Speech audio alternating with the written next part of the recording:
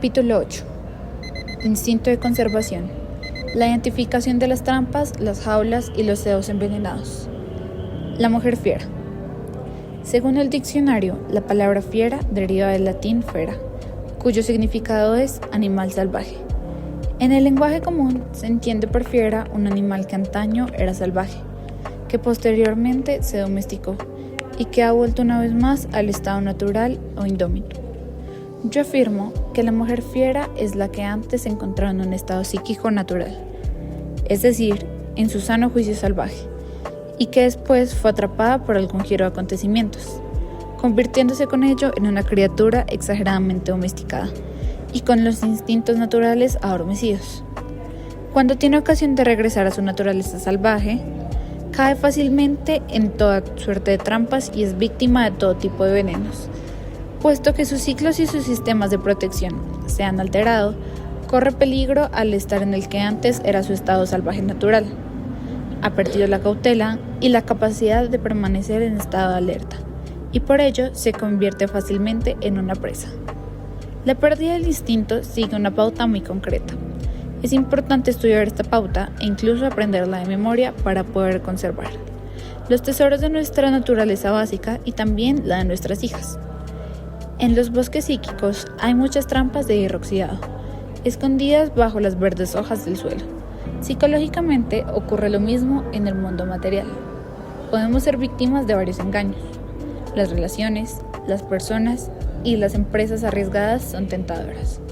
Pero en el interior de un cebo de aspecto agradable se esconde algo muy afilado, algo que mata nuestro espíritu en cuanto lo mordemos. Las mujeres fieras de todas las edades, y especialmente las jóvenes, experimentan un enorme impulso de resarcirse en las largas hambrunas y largos exilios. Corren peligro por culpa de su excesivo y temerario afán de acercarse a unas personas y alcanzar unos objetivos que no son alimenticios, ni sólidos, ni duraderos. Cualquiera que sea el lugar donde viven o el momento en el que viven, siempre en jaulas esperando. Unas vidas demasiado pequeñas hacia las cuales las mujeres pueden sentirse atraídas o empujadas. Si has sido capturada alguna vez, si alguna vez has sufrido hambre del alma, si alguna vez has sido atrapada y sobre todo, si experimentas el impulso de crear algo, es muy probable que hayas sido o seas una mujer fiera. La mujer fiera suele estar muy hambrienta de cosas espirituales y a menudo se traga cualquier veneno ensartado en el extremo de un palo puntiagudo, pensando que es aquello que ansía su alma. Aunque algunas mujeres fieras se apartan de las trampas en el último momento y solo sufren alguno que otro pequeño desperfecto en el pelaje, son muchas más las que caen en ellas inadvertidamente y pierden momentáneamente el conocimiento, mientras que otras quedan destrozadas, y otras consiguen liberarse y se arrastran hasta una cueva para poder lamerse solas las heridas. Para evitar las heladas y tentaciones con que tropieza una mujer que se ha pasado mucho tiempo capturada y hambrienta, tenemos que ser capaces de verlas por adelantado y esquivarlas. Tenemos que reconstruir nuestra perspicacia y nuestra cautela. Tenemos que aprender a vibrar. Tenemos que distinguir las vueltas acertadas y las equivocadas. Existe algo que en mi opinión es un vestigio de un antiguo cuento de viejas de carácter didáctico que expone la pura situación en que se encuentra la mujer fiera y muerta de hambre. Se conoce con los títulos tales como las zapatillas de baile del demonio, las zapatillas candentes del demonio y las zapatillas rojas. Hans Christian Andersen escribió su versión de este viejo cuento y le dio el título citado en tercer lugar. Como un auténtico narrador, envolvió el núcleo del cuento con su propio ingenio étnico y su propia sensibilidad. La siguiente versión de las zapatillas rojas es la germano-magiar, que mi tía Teresa solía contarnos cuando éramos pequeños, y que yo utilizo aquí con su bendición. Con su habilidad acostumbrada, mi tía siempre empezaba el cuento con la frase: fijaos bien en vuestros zapatos y dad gracias que sean tan sencillos, pues uno tiene que vivir con mucho cuidado cuando calza unos zapatos demasiado rojos. Zapatillas rojas. Había una vez una pobre huerfanita que no tenía zapatos, pero siempre recogía los trapos vicios que encontraba, y con el tiempo se cosió un par de zapatillas rojas. Aunque eran muy toscas, a ella le gustaban. La hacían sentir rica, a pesar de que se pasaba los días recogiendo algo que comer en los bosques llenos de espinos hasta bien entrado el anochecer. Pero un día, mientras bajaba por el camino con sus andrajos y sus zapatillas rojas, un carruaje dorado se detuvo a su lado. La anciana, que viajaba en su interior, le dijo que se la iba a llevar a su casa y la trataría como si fuese su hijita. Así pues, la niña se fue a la casa de la acaudalada anciana y allí le lavaron y peinaron el cabello. Le proporcionaron una ropa interior de purísimo color blanco, un precioso vestido de lana, unas medias blancas y unos relucientes zapatos negros. Cuando la niña preguntó por su ropa y sobre todo por sus zapatillas rojas, la anciana le contestó que la ropa estaba tan sucia y las zapatillas eran tan ridículas que las había arrojado al fuego, donde habían ardido hasta convertirse en ceniza. La niña se puso triste y pues a pesar de la inmensa riqueza que la rodeaba, las humildes zapatillas rojas cosidas con sus propias manos le habían hecho experimentar su mayor felicidad. Ahora se veía obligada a permanecer sentada todo el rato, a caminar sin patinar y a no hablar a menos que le dijeran la palabra. Pero un secreto fuego ardía en su corazón y ella seguía echando de menos sus viejas zapatillas, por encima de cualquier otra cosa. Cuando la niña alcanzó la edad suficiente como para recibir la confirmación el día de los Santos Inocentes, la anciana la llevó a un viejo zapatero cojo para que le hiciera unos zapatos especiales para la ocasión. En el escaparate del zapatero había unos zapatos rojos hechos con cuero del mejor. Eran tan bonitos que casi resplandecían. Así pues, aunque los zapatos no fueran apropiados para ir a la iglesia, la niña solo elegía siguiendo los deseos de su hambriento corazón. Escogió los zapatos rojos. La anciana tenía tan mala vista que no vio de qué color eran los zapatos y, por consiguiente, pagó el precio. El vicio zapatero le guiñó el ojo a la niña y le envolvió los zapatos. Al día siguiente, los feligreses de la iglesia se quedaron asombrados al ver los pies de la niña. Los zapatos rojos brillaban como manzanas pulidas, como corazones, como ciruelas rojas. Todo el mundo los miraba, hasta los iconos de la pared, hasta las paredes contemplaban los zapatos con expresión de reproche. Pero cuanto más miraba a la gente, tanto más le gustaban a la niña.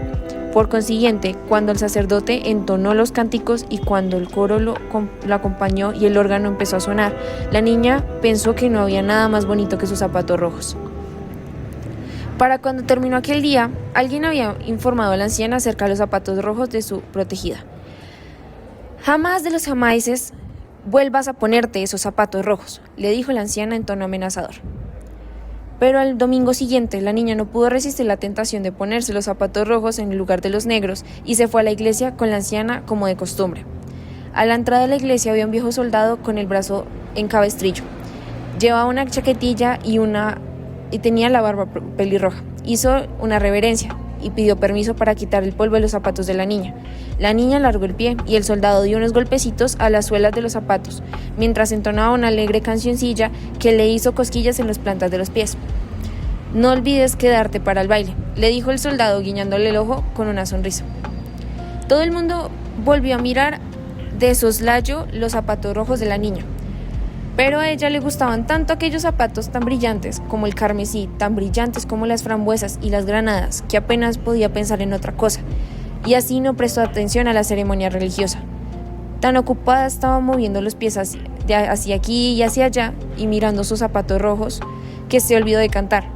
Cuando abandonó la iglesia en compañía de la anciana, el soldado herido le dijo: «¡Qué bonitos zapatos de baile!». Sus palabras hicieron que la niña empezara inmediatamente a dar vueltas. En cuanto sus pies empezaron a moverse, ya no pudieron detenerse, y la niña bailó entre los arriates de flores y dobló la esquina de la iglesia como si hubiera perdido por completo el control de sí misma. Danzó una gavota, y después una sarda, y finalmente se alejó bailando un vals a través de los campos del otro lado. El cochero de la anciana saltó del carruaje y echó a correr tras ella. Le dio alcance y llevó de nuevo al coche, pero los pies de la niña, descalzos con los zapatos rojos, seguían bailando con el aire, como si estuviera todavía en el suelo. La anciana y el cochero tiraron y forcejearon, tratando de quitarle los zapatos rojos a la niña. Menudo espectáculo, ellos con los sombreros torcidos y la niña agitando las piernas, pero al final los pies de la niña se calmaron. De regreso a la casa, la anciana dejó los zapatos rojos en un estante muy alto y le ordenó a la niña no tocarlos nunca más, pero la niña no podía evitar contemplarlos con anhelo. Para ella seguían siendo lo más bonito de la tierra. Poco después, quiso el destino que la anciana tuviera que guardar cama. Y cuando los médicos se fueron, la niña entró sigilosamente a la habitación donde se guardaban los zapatos rojos. Los contempló allí arriba en lo alto del estante.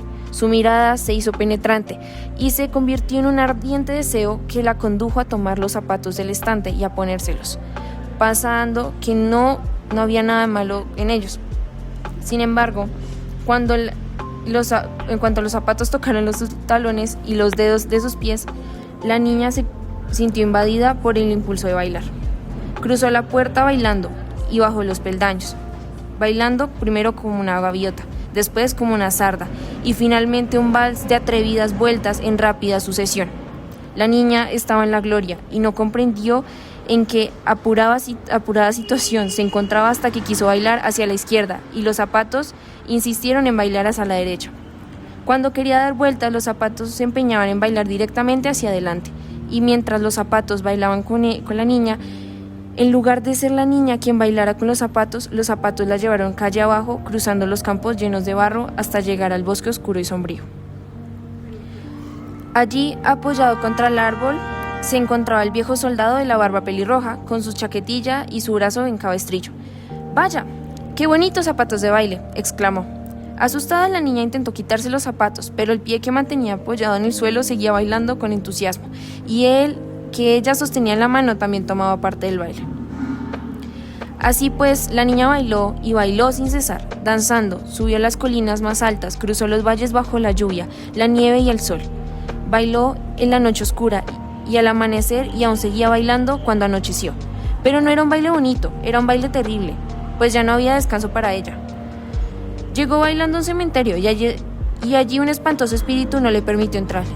El espíritu pronunció las siguientes palabras: bailarás con tus zapatos rojos hasta que te conviertas en una aparición, en un fantasma, hasta que la piel te cuelgue de los huesos y hasta que no quede nada de ti, más que unas entrañas para bailar. Bailarás de puerta en puerta por las aldeas y golpearás cada puerta 3 veces, y cuando la gente mire, te verá y temerá sufrir tu mismo destino. Bailad, zapatos rojos, seguid bailando. La niña pidió compasión, pero antes de que pudiera seguir implorando piedad, los zapatos rojos se la llevaron. Bailó sobre los brezales y los ríos, siguió bailando sobre los setos vivos, y siguió bailando y siguió bailando, hasta llegar a su hogar, y allí vio que había gente llorando. La anciana que la había acogido en su casa había muerto, pero ella siguió bailando, porque no tenía más remedio que hacerlo. Profundamente agotada y horrorizada, llegó bailando a un bosque en el que vivía el verdugo de la ciudad. El hacha que había en la pared empezó a estremecerse cuando percibió la cercanía de la niña. «Por favor», suplicó la niña al verdugo para pasar bailando por delante de su puerta. «Por favor, córteme los zapatos para librarme de horrible destino». El verdugo cortó las correas de los zapatos rojos con el hacha, pero los zapatos seguían en los pies. Entonces la niña le dijo al verdugo que su vida no valía nada y que por favor le cortara los pies. El verdugo le cortó los pies y los zapatos con los pies adentro siguieron bailando a través del bosque. Subieron a la colina y se perdieron de vista, y la niña, convertida en una pobre tullida, tuvo que ganarse la vida en el mundo como criada de otras personas, y jamás en su vida volvió a desear unos zapatos rojos. Día brutal en los cuentos de hadas. Es más que razonable preguntarse el porqué de la presencia de episodios tan brutales en los cuentos de hadas. Se trata de un fenómeno que se registra en los mitos y el folclore de todo el mundo. La monstruosa conclusión de este cuento es típica de los finales de los cuentos de hadas, cuyo protagonista principal no puede contemplar la transformación que pretendía. Psicológicamente, el brutal episodio transmite una apremiante verdad psíquica.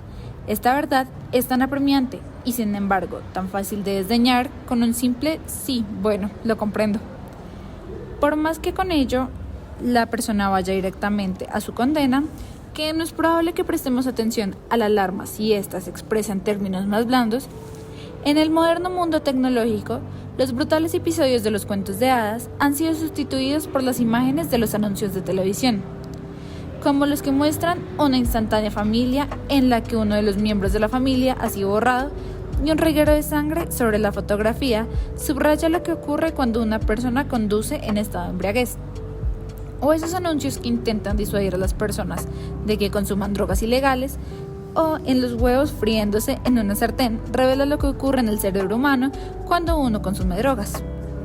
El elemento brutal es una antigua manera de conseguir que el yo emotivo preste atención a un mensaje muy serio. La verdad psicológica que encierra el cuento Las zapatillas rojas es que a una mujer se le puede arrancar, robar y amenazar con su vida más significativa, o se la puede apartar de ella por medio de halagos, a no ser que se conserve o recupere su alegría básica y su valor salvaje.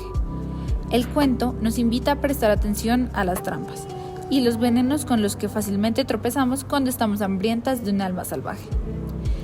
Sin una firme participación en la naturaleza salvaje, una mujer se muere de hambre y cae en la obsesión de los "me siento mejor", "déjame en paz" y "quiéreme, por favor".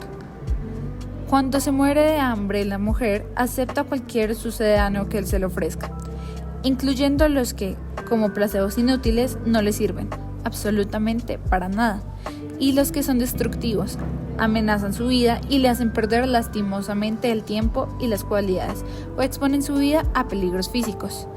El hambre del alma induce a la mujer a elegir cosas que la harán bailar locamente y sin control, hasta llegar finalmente a la casa del verdugo.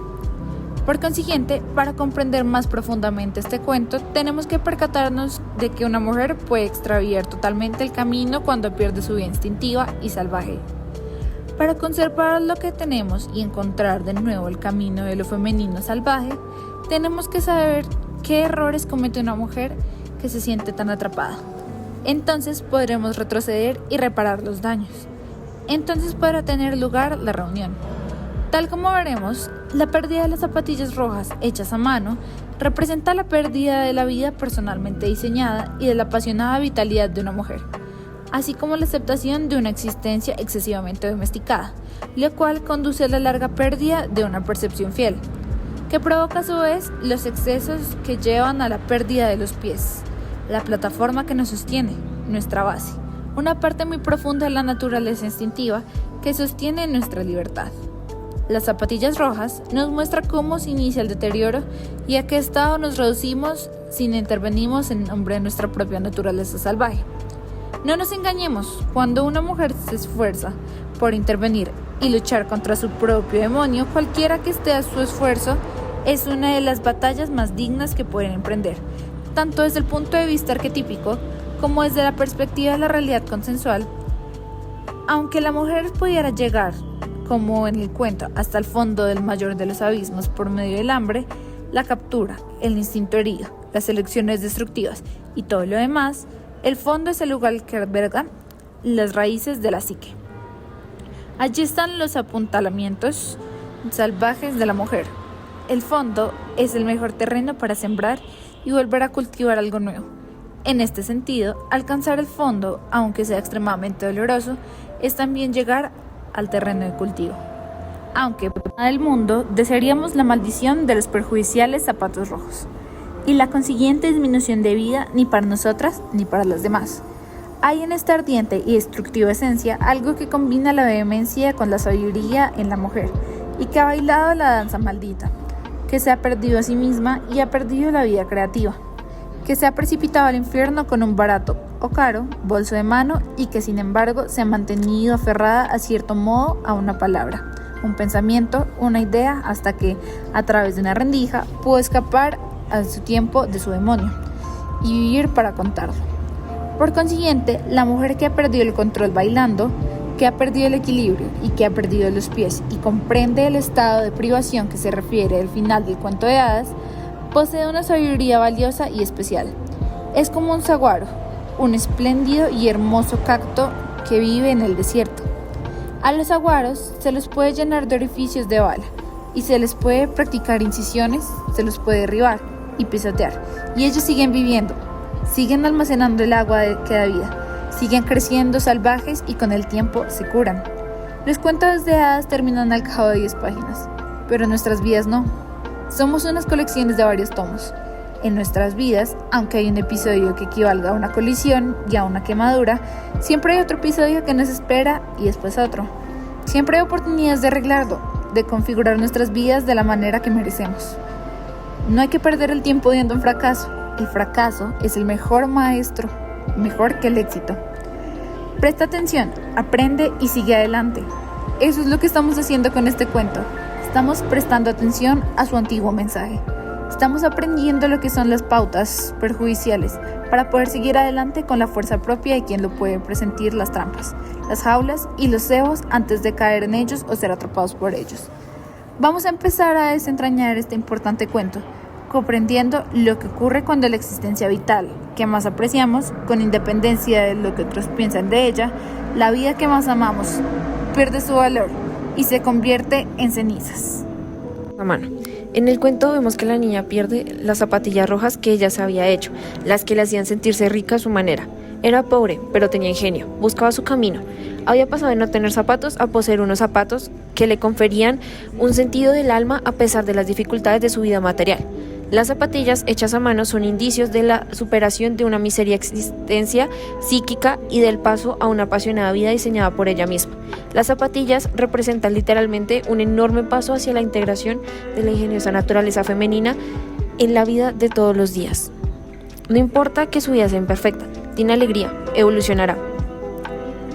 En los cuentos de hadas, el típico personaje pobre pero ingenioso es una representación psicológica del que es rico en espíritu y poco a poco va adquiriendo más conciencia y más poder a lo largo de un prolongado periodo de tiempo. Se podría decir que este personaje es el símbolo exacto de todas nosotras, pues todas hacemos progresos lentos pero seguros. Desde un punto de vista social, el calzado envía un mensaje y es una manera de diferenciar a un tipo de persona de otro. Los artistas suelen calzar zapatos muy distintos de los que llevan. Por ejemplo, los ingenieros, los zapatos pueden decirnos algo acerca de lo que somos e incluso a veces acerca de lo que aspiramos a ser, de la persona que nos estamos probando. El simbolismo arquetípico del zapato se remonta a unos tiempos muy antiguos en los que los zapatos eran signo de autoridad. Los gobernantes los usaban mientras que los esclavos iban descalzos. Aún hoy en día, una parte del mundo moderno se le enseña a emitir desmedidos juicios acerca de la inteligencia y las aptitudes de una persona según lleve o no zapatos y según tenga o no dinero, la que los lleve. Esta versión del cuento nace del hecho de haber vivido en los fríos países del norte, donde los zapatos se consideran unos medios de supervivencia. Mantener los pies secos y calientes ayuda a una persona a vivir cuando el tiempo es muy frío y desapacible. Recuerdo haberle oído decir a mi tía que el robo del único par de zapatos de una persona en invierno era un delito tan grave como el asesinato. La naturaleza creativa y apasionada de una mujer corre el mismo riesgo en caso de que ésta no conserve su capacidad de desarrollo y alegría, que con su calor y su protección.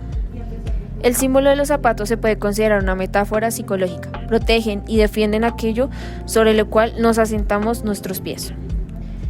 En el simbolismo arquetípico, los pies representan la movilidad y la libertad. En este sentido, tener zapatos con que cubrirse los pies es estar convencido de que nuestras creencias y disponer de los medios con que actuar de conformidad con ellas. Sin embargo, sin zapatos psíquicos, una mujer no puede recuperar los ambientes interiores y exteriores que exigen agudeza, sensatez, prudencia y resistencia. La vida y el sacrificio van siempre de la mano. El rojo es el color de la vida y del sacrificio. Para vivir una existencia vibrante tenemos que hacer sacrificios de distintas clases. Si alguien quiere ir a la universidad, tiene que sacrificar tiempo y dinero y dedicarse en cuerpo y alma a este empeño. Si quiere crear algo, tiene que sacrificar la superficialidad, una cierta seguridad y a menudo el deseo de agradar a los demás y de enderezar sus profundas ideas y sus visiones a mayor alcance. Los problemas surgen cuando se hacen muchos sacrificios, pero no brota de ellos ninguna vida en absoluto. Entonces, el rojo es el color de la pérdida de sangre más que el de la vida de la sangre. Eso es exactamente lo que ocurre en el cuento. Cuando se queman las zapatillas rojas hechas a mano de la niña, se pierde un tipo de rojo vibrante y querido, lo cual desencadena un anhelo, una obsesión y finalmente una afición a otra clase de rojo, el de las vulgares emociones que se rompen rápidamente, el del sexo sin alma, el que conduce a una vida carente de significado. Por consiguiente, considerando todos los aspectos de los cuentos de hadas como los componentes de la psique de una sola mujer, ven los que, confeccionándose ella misma las zapatillas rojas, la niña lleva a cabo una extraordinaria hazaña. Conduce su vida desde la condición de esclava sin zapatos, siguiendo simplemente su camino con la vista dirigida hacia adelante sin mirar ni izquierda ni a derecha. A una conciencia que se detiene para crear y contempla la belleza y experimenta alegría, que siente pasión y saciedad y todas las demás cosas que constituyen la naturaleza integral que llamamos salvaje. El hecho de que las zapatillas sean de color rojo revela que el proceso será de vida vibrante, cosa que influye en el sacrificio, y es justo y natural que así sea. El hecho de que las zapatillas estén hechas a mano con trozos de tela significa que la niña simboliza el espíritu creativo que, siendo huérfano e ignorante por las razones que sea, ha reunido todas las cosas para su uso, utilizando su percepción innata para conseguir finalmente un resultado hermoso y espiritual. Si lo bueno dejara en paz, la situación del yo creativo seguiría progresando sin problemas. En el cuento la niña está encantada con su obra y con su capacidad de haberlo hecho todo ella sola, buscando y reuniendo cosas con paciencia, diseñando y juntando los trozos para expresar con ellos sus ideas. No importa que, al principio, el producto sea muy tosco. Muchos dioses de la creación de todas las culturas y todas las épocas no crean perfectamente la primera vez. El primer intento siempre admite mejoras, y también el segundo, y a menudo el tercero y el cuarto. Eso no evoca nada que ver con la propia valía y habilidad. Es la vida que evoca y evoluciona. Si a la niña la dejan en paz, esta no se hará otro par de zapatillas rojas y otro hasta conseguir que no sean tan toscas.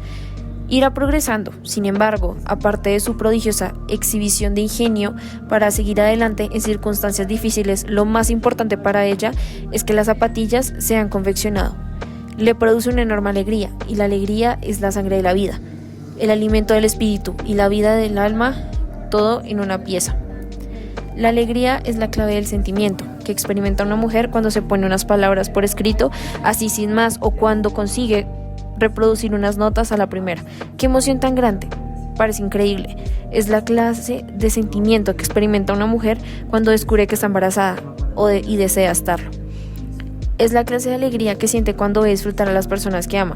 Es la clase de alegría que siente cuando ha hecho algo que la perseguía, que la obsesionaba, que era peligroso, que la había obligado a esforzarse y a mejorar para poder alcanzar el éxito. Tal vez con gracia o tal vez sin ella, pero lo importante es que consiguió crear algo, a un alguien, el arte, la batalla, el momento, su vida. Este es el estado natural e instintivo de la mujer. La esencia de la mujer salvaje se irradia a través de esta clase de alegría. Esta suerte de situación espiritual la llama por su nombre. Pero en el cuento quiso el destino que un día, en posición directa a las simples zapatillas rojas hechas con trozos de tela, las zapatillas eran de pura alegría de la vida. Pasará chirriando un carruaje dorado y entrará en la vida de la niña. Las trampas. Trampa 1. La carroza dorada. La vida devaluada. En el simbolismo arquetípico, el carruaje es una imagen literal, un vehículo que traslada de algún lugar a otro. En las imágenes oníricas modernas y el folclore contemporáneo, ha sustituido en buena parte por el automóvil que, desde un punto de vista arquetípico, suena de la misma manera. Este tipo de vehículo que transporta se ha considerado tradicionalmente el estado de ánimo central de la psique que nos transporta de un lugar de la psique a otro y de un esfuerzo a otro. El hecho de subir al carruaje dorado de la anciana es similar en este caso al hecho de entrar en una jaula dorada, que teóricamente tendría que ser más cómoda y agradable, pero que, en realidad, es una prisión que atrapa de una manera no inmediatamente perceptible, puesto que todo lo dorado suele deslumbrar al principio. Imaginemos, por tanto, que bajamos por el camino de nuestras vidas con nuestras precisas zapatillas hechas a mano, y de pronto se nos ocurre pensar algo así. Quizás sería mejor otra cosa que no fuera tan difícil, que exigiera menos tiempo, energía y esfuerzo. Es algo que suele ocurrir en la vida de las mujeres. Nos encontramos en plena realización de algo que nos produce una sensación que puede variar desde lo agradable a lo desagradable. Creamos nuestras vidas a medida que avanzamos y hacemos lo mejor que podemos. Pero muy pronto se nos ocurre algo que dice: esto es muy duro, mira qué bonito es eso, o aquello allí, parece más fácil, más agradable, más atractivo. De repente se acerca el carruaje dorado. Se abre la portezuela, se extienden las escalerillas y subimos. Nos han seducido. Esta tentación se suele producir muy a menudo y a veces a diario. En muchas ocasiones cuesta decir que no. Así, nos casamos con la persona equivocada porque nos facilita nuestra vida económica. Abandonamos el trabajo que estábamos haciendo y regresamos a otro más fácil, pero más trillado, que llevamos 10 años arrastrando. No procuramos que ese excelente poema alcance el mejor nivel posible, sino lo dejamos en el tercer borrador en lugar de seguir esforzándonos un poco. El espectáculo del carruaje dorado ensombrece la pura alegría de las zapatillas rojas, aunque esta circunstancia podría interpretarse también como una búsqueda de bienes y comodidades materiales por parte de la mujer. A menudo es la expresión de un simple deseo psicológico de no tener que esforzarte tanto en las cuestiones básicas de la vida creativa. El deseo de tenerlo todo más fácil no es una trampa, es algo a lo que el ego aspira naturalmente. Pero ¿a qué precio? El precio es una trampa. La trampa surge cuando la niña se va a vivir con la caudala anciana. Allí tiene que permanecer callada como Dios manda. No está permitido anhelar nada abiertamente. Y en concreto, no se puede satisfacer el anhelo. Eso es el comienzo del hambre del alma para el espíritu creativo. La psicología junguiana clásica señala que la pérdida del alma se produce en particular hacia la mitad de la vida, hacia los 35 años o algo más tarde. Sin embargo, para las mujeres de la cultura moderna, la pérdida del alma es un peligro cotidiano, tanto si una tiene 18 años como si tiene 80, tanto si está casada como si no. Cualquiera que sea su familia, su educación o su situación económica, muchas personas instruidas sonríen con indulgencia cuando oyen decir que los pueblos primitivos tienen una interminable lista de experiencias y acontecimientos que, según ellos, les pueden robar el alma. Desde ver un oso en una época del año equivocada a entrar en una casa que aún no ha recibido la bendición tras haberse producido en ella una muerte. Aunque la cultura moderna contiene muchos elementos prodigiosos que enriquecen la vida, hay en una sola manzana de casas más osos en momentos equivocados y más lugares de muertos sin bendecir que en 1000 kilómetros cuadrados de tierras habitadas por poblaciones primitivas. El hecho psíquico esencial es que debemos vigilar constantemente nuestra relación con el significado, la pasión, la espiritualidad y la naturaleza profunda. Hay muchas cosas que tratan de apartarnos y alejarnos con engaño de las zapatillas hechas a mano. Cosas aparentemente sencillas, como decir, por ejemplo, ya bailaré, plantaré, abrazaré, buscaré, planificaré, aprenderé, haré las paces, limpiaré, más tarde. Todo eso son trampas. La anciana reseca la fuerza de la renecencia. En la interpretación de los sueños y de los cuentos de hadas, quien quiera que posea el transmisor de actitudes, es decir, el carruaje dorado, es el principal valor que pesa sobre la psique, empujándola hacia adelante, obligándola a seguir la dirección que a él le interesa. En ese caso, los valores de la anciana propietaria del carruaje empiezan a empujar a la psique. En la psicología junguiana, la clásica, la figura arquetípica del anciano se denomina a veces la fuerza senex. En latín, senex significa anciano, más concretamente la distinción de sexos. El símbolo de los ancianos se puede interpretar como la fuerza senescente, una fuerza que actúa en la forma que es propia de los ancianos. En los cuentos de hadas, esta fuerza senescente está simbolizada por una persona anciana que a menudo se representa de una forma desequilibrada para dar a entender que el proceso psíquico de la persona también está desarrollando un comportamiento desequilibrado. Idealmente, una anciana simboliza la dignidad, la capacidad de aconsejar, la sabiduría, el conocimiento de la propia persona, la tradición, la definición de los límites y la experiencia, con una buena dosis de malhumorada, envidiosa, deslenguada y conquetuela desfachatez para redondear la cosa. Sin embargo, la anciana de un cuento de hadas utiliza estos atributos negativamente, tal como ocurre en las zapatillas rojas. Se nos advierte de antemano de que ciertos aspectos de la psique que deberían conservarse templados están a punto de quedarse congelados en el tiempo. Algo que normalmente es vibrante en el interior de la psique está a punto de ser rígidamente aplanado, de recibir una azotaina y de tener distorsionado hasta el extremo de resultar irreconocible. Cuando la niña se sube al carruaje dorado de la anciana y entra posteriormente en su casa, está atrapada con tanta certeza como si deliberadamente hubiera introducido la mano en un cepo. Tal como vemos en el cuento, el hecho de ser acogida por la anciana, en lugar de dignificar la nueva actitud, hace que la actitud senescente destruya la invocación. En lugar de convertirse en mentora de su protegida, la anciana intentará calcificarla. La anciana de este cuento no es una sabia, sino que más bien se dedica a repetir un solo valor sin experimentar nada nuevo. A través de todas las escenas de la iglesia, vemos que el único valor que se tiene en cuenta es el de la opinión de la colectividad. Es más importante que cualquier otra cosa y ha de eclipsar las necesidades del alma salvaje individual. Se suele considerar una colectividad de cultura que rodea a un individuo, cosa que efectivamente es así, si bien la definición de Jung era los muchos comparados con el uno.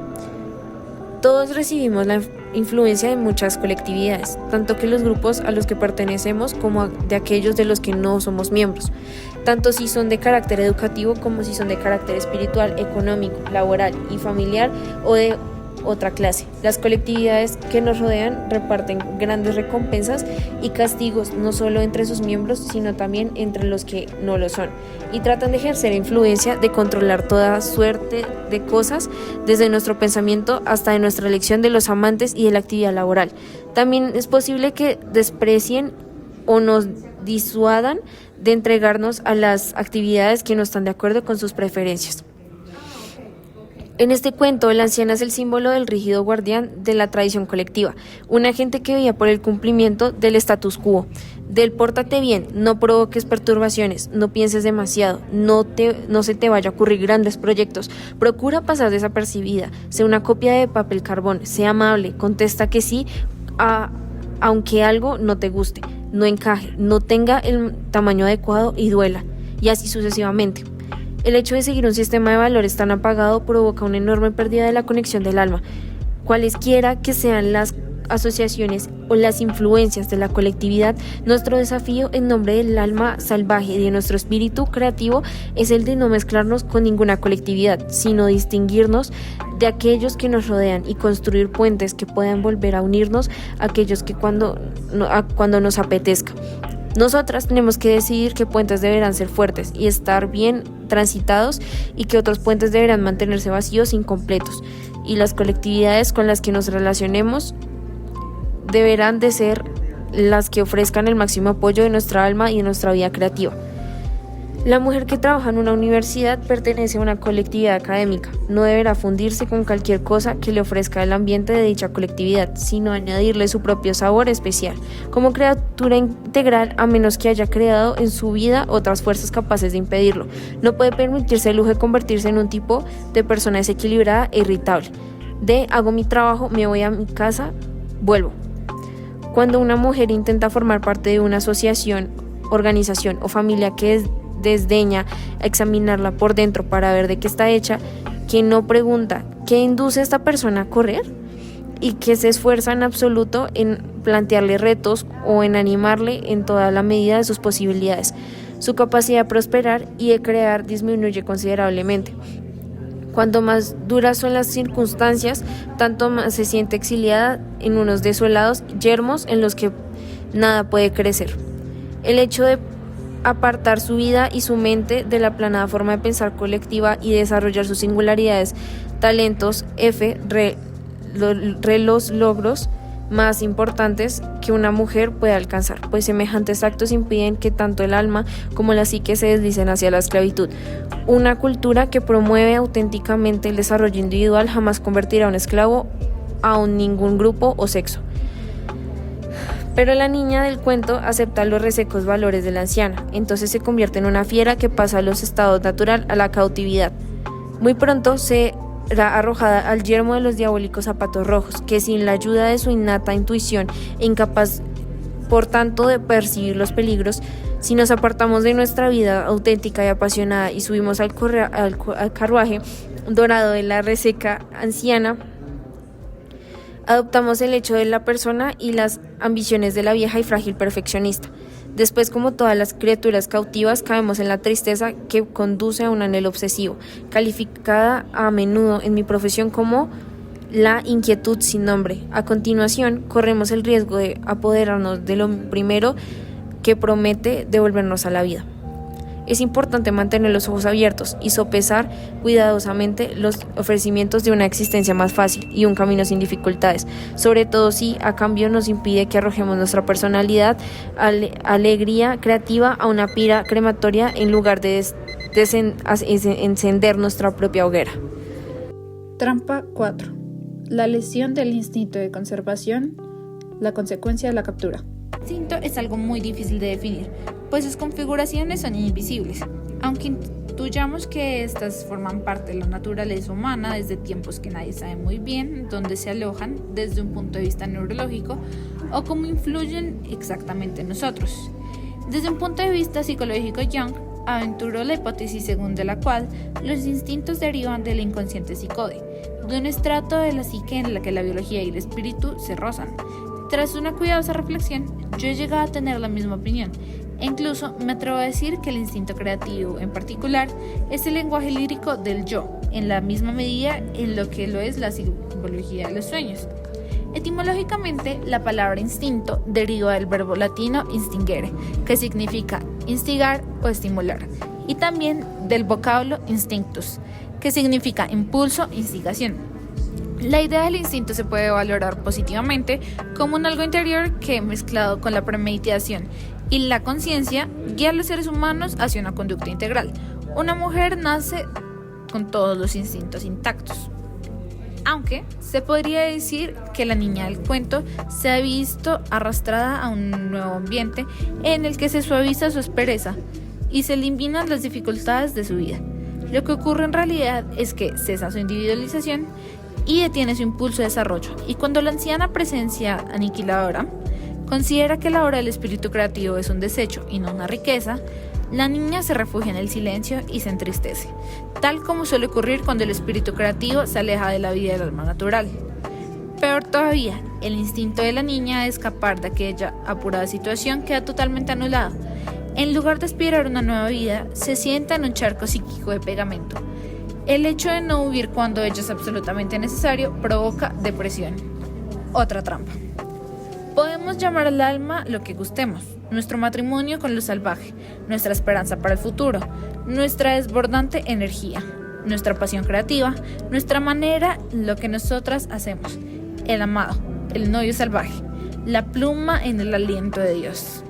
Cualesquiera que sean las palabras e imágenes que utilicemos para designar este proceso de nuestra vida, eso es lo que ha sido capturado. Por esta razón, el espíritu creativo de la psique se siente tan desvalido.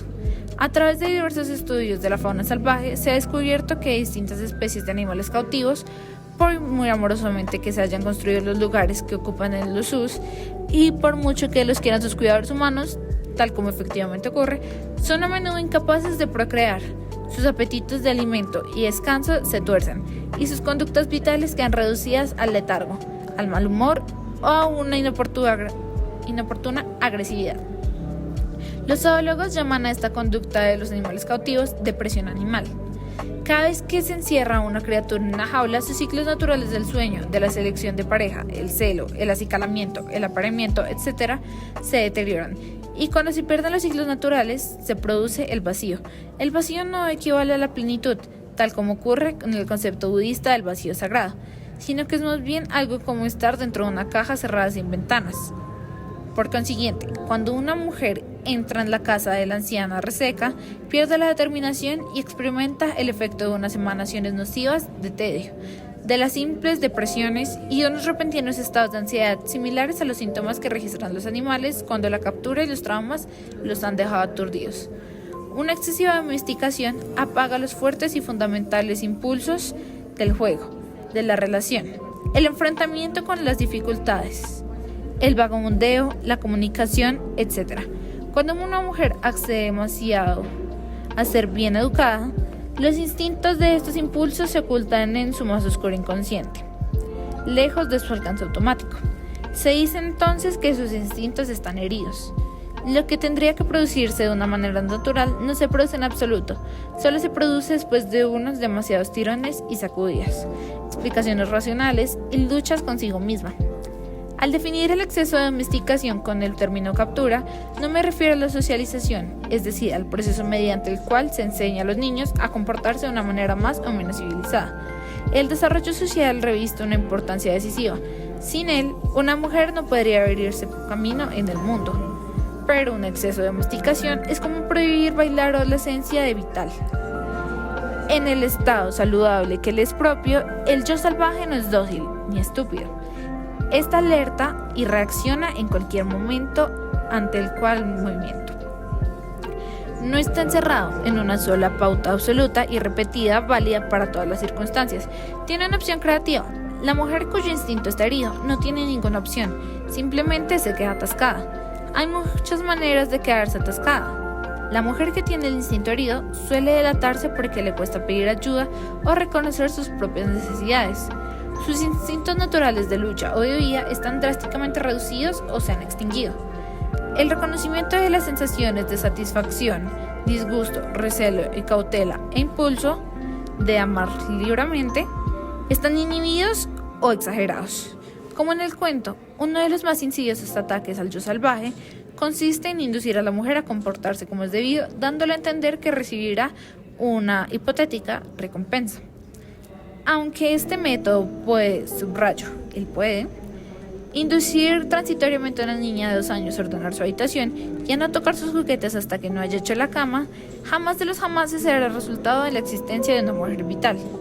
A pesar de la coherencia, el cumplimiento de una acción hasta el final y la organización son esenciales para el desarrollo de la vida creativa, la perentoria orden de la anciana de comportarse con corrección destruye cualquier oportunidad de desarrollo. La arteria central, el núcleo, el tronco cerebral de la vida creativa es el juego, no la corrección. El impulso a jugar es un instinto. Si no hay juego, no hay vida creativa. Si eres buena, no hay vida creativa. Si te quedas quietecita, no hay vida creativa. Si solo hablas, piensas y actúas con discreción, habrá muy poco juego creativo. Cualquier grupo, sociedad, institución u organización que anime a la mujer a demostrar lo excéntrico, a recelar de lo nuevo, lo insólito, a evitar lo ardiente, lo vital, lo innovador, a despersonalizar lo personal, está pidiendo una cultura de mujeres muertas. Janis Joplin, la cantante de blues de los años 70, es un buen ejemplo de la mujer fiera, cuyos instintos resultaron heridos por las fuerzas que aplastaron su espíritu. Su vida creativa, su inocente curiosidad, su amor a la vida y su actitud un tanto irreverente en relación con el mundo y los años de su desarrollo fueron despiadadamente censurados por sus profesores y por muchas de las personas que rodeaban a la sureña comunista baptista blanca de su época, en la que tanto se enlazaban las virtudes de la buena chica. A pesar de que era una excelente estudiante y una pintora de considerable talento, las demás chicas la sometieron al ostracismo por no llevar maquillaje. Y lo mismo hicieron sus vecinos por su afición a subir a la cumbre de una roscosa colina de las afueras de la ciudad para cantar con sus amigos y por su interés en la música jazz. Cuando al final huyó al mundo de blues, estaba tan muerta de hambre que ya no supo comprender cuándo tenía que detenerse. Sus límites eran muy inestables, es decir, carencia de límites en cuestión a sexo, drogas y alcohol. Hay algo en Bessie Smith, Anne Sexton, Edith Piaf, Marilyn Monroe y Judy Garland que sigue la misma pauta del instinto herido, que es propia del hambre del alma. El intento de encajar su conversión en alcoholizadas, su incapacidad de detenerse, podríamos elaborar una lista muy larga de mujeres de talento con el instinto herido que en el vulnerable estado en el que se encontraban tomaron decisiones muy desacertadas, como la niña del cuento. Todas ellas perdieron el camino sus zapatillas, hechas a mano, y llegaron hasta los perjudiciales zapatos rojos. Todas se morirían de tristeza, pues estaban hambrientas de alimento espiritual, de relatos del alma, de naturales vagabundeos, de adornos personales, de acuerdo con tus necesidades de aprendizaje divino y de una sana y sencilla sexualidad. Pero eligieron sin querer los zapatos malditos, las creencias, las acciones, las ideas que provocaron el progresivo deterioro de su vida. Y estos las convirtieron en unos espectros entregados a una danza enloquecida. No puede subestimarse la posibilidad de la elección del instinto sea la causa de la conducta de las mujeres cuando éstas se comportan como si estuvieran locas, cuando se sienten dominadas por las obsesiones o se quedan atascadas en pautas de conducta menos perjudiciales, pero no por ello menos destructivas. La curación de los instintos heridos empieza con el reconocimiento que se ha producido una captura seguida de un hambre del alma y que ha alterado los límites de la perspicacia y la protección. El proceso que dio lugar a la captura de una mujer y a la consiguiente hambre del alma se tiene que invertir, pero primero, muchas mujeres pasan por las siguientes fases que se describen en el cuento. Trampa 5. El subrepticio intento de llevar una vida secreta, de estar dividida en dos. En esta parte del cuento la niña va a ser confirmada y la llevan al zapatero para que le haga unos zapatos. El tema de la confirmación es un añadido relativamente moderno. Desde un punto de vista arquetípico, es muy probable que las zapatillas rojas sea un fragmento repetidamente retocado de un relato o un mito mucho más antiguo acerca del inicio de la menarca y de una vida menos protegida por la madre. En el caso de una joven a la que en años anteriores sus parientes de sexo femenino han enseñado a ser consciente y a reaccionar ante el mundo exterior. Se dice que en las culturas matriarcales de la antigua India, del antiguo Egipto y de ciertas partes de Asia y de Turquía, que, según se cree, han influido en nuestro concepto de alma femenina al difundirse en un territorio de miles de kilómetros de extensión, la entrega de leña y de otros pigmentos rojos a las muchachas para que se pudieran teñir los pies con ellos era la característica esencial de los ritos de iniciación. Uno de los más importantes ritos de iniciación se refería a la primera menstruación. El rito celebraba el paso de la infancia a la prodigiosa capacidad de extraer la vida del propio vientre y de poseer el correspondiente poder sexual y todos los poderes femeninos periféricos. La ceremonia se centraba en la sangre roja en todas sus fases, la sangre uterina de la menstruación, la del alumbramiento de un niño y la del aborto, todas ellas fluyendo hacia los pies. Como se puede ver, las zapatillas rojas iniciales tenían muchos significados. La referencia al Día de los Inocentes también es un añadido posterior. Guarda relación con una festividad cristiana que, en Europa, acabó eclipsando las más arcaicas celebraciones del solsticio de invierno, del antiguo mundo pagano.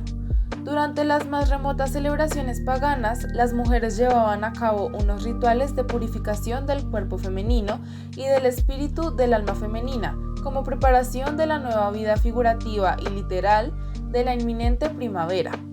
Los ritos podían incluir lamentaciones colectivas por los embarazos mal logrados, incluidos la muerte de un niño o el aborto espontáneo, los partos de fetos muertos, los abortos provocados y otros importantes acontecimientos de la vida sexual y reproductiva femenina del año anterior. Ahora se produce en el cuento uno de los más reveladores episodios de la represión psíquica. El voraz deseo de alma de la niña quiebra los listones de sus resecos comportamientos. En la tienda del zapatero se apodera subrepticiamente de los extraños zapatos rojos sin que la anciana se dé cuenta. Un hambre voraz de vida del alma ha aforado la superficie de la psique y se apodera de todo aquello que tiene a mano, pues sabe que muy pronto volverá a ser reprimida. Este explosivo hurto psicológico se produce cuando una mujer empuja considerables partes del yo hacia las sombras de la psique. Según la visión de la psicología analítica, la represión tanto de los instintos, impulsos y sentimientos negativos como la de los positivos da lugar a que estos habiten en un reino de sombras. Mientras el ego y el superego intentan seguir censurando los impulsos de la sombra, la misma presión generada por la represión parece algo así como una burbuja en la pared lateral de un neumático. Al final, cuando el neumático empieza a dar vueltas y se calienta, la presión que hay detrás de la burbuja se intensifica y da lugar a que éste estalle hacia afuera, liberando todo su contenido interior. La sombra actúa de una manera muy parecida. Por eso una persona avara puede sorprender a todo el mundo donando de repente varios millones de dólares a un orfelinato. Por eso, una persona normalmente dulce es capaz de sufrir un arrebato y comportarse como una persona enloquecida. Descubrimos que, abriendo un poco la puerta del reino de la sombra y dejando escapar poco a poco algunos elementos, estableciendo una relación con ellos, buscándoles un uso y entablando negociaciones, podemos disminuir el riesgo de ser sorprendidas por los ataques subrepticios y las inesperadas explosiones de la sombra. Aunque los valores varían de cultura a cultura y arrojan distintos matices negativos y positivos sobre la sombra, los típicos impulsos que se consideran negativos y que, por consiguiente, se relegan al reino de la sombra son los que inducen a una persona a robar, engañar, asesinar, actuar con exageración y cosas por el estilo. Los aspectos negativos de la sombra tienden a ser extrañamente excitantes, a pesar de su carácter entrópico, por cuyo motivo arrebatan el equilibrio, la ecuanimidad y la vida de los individuos, las relaciones y los grupos. Pero la sombra también puede contener los divinos, deliciosos, bellos y poderosos aspectos de la personalidad, sobre todo en el caso de las mujeres. La sombra contiene casi siempre unos aspectos muy hermosos del ser que la cultura ha prohibido o a los que apenas presta apoyo. En el fondo del pozo de la psique de demasiadas mujeres se encuentra la creadora visionaria, la astuta narradora de cuentos, la previsora, la que sabe hablar bien de sí misma sin menosprecio, la que puede mirarse a la cara sin pestañear, la que se esfuerza por mejorar su arte. Los impulsos positivos de la sombra en las mujeres de nuestra cultura suelen girar a menudo en torno al permiso para crear una vida hecha a mano. Estos aspectos descartados, menospreciados e inaceptables del alma y el yo no se limitan a permanecer ocultos en la oscuridad, sino que más bien se dedican a conspirar con el fin de establecer cómo y cuándo entrarán en acción para poder alcanzar la libertad. Borbotean en el inconsciente, hierven a fuego lento hasta que un día, por muy hermética que sea la tapa que los cubre, estallan hacia afuera y hacia arriba, en un desbordado torrente dotado de voluntad propia. Entonces es, tal como decimos en nuestras remotas regiones boscosas, como intentar introducir de nuevo 10 libras de barro en un saco de 5 libras. Cuesta taponar lo que ha estallado en la sombra una vez que se ha producido la detonación. Aunque hubiera sido mucho mejor haber encontrado un medio integral de vivir conscientemente la alegría que nace del espíritu creativo, en lugar de enterrarlo, a veces la mujer se ve empujada contra la pared, y este es el resultado.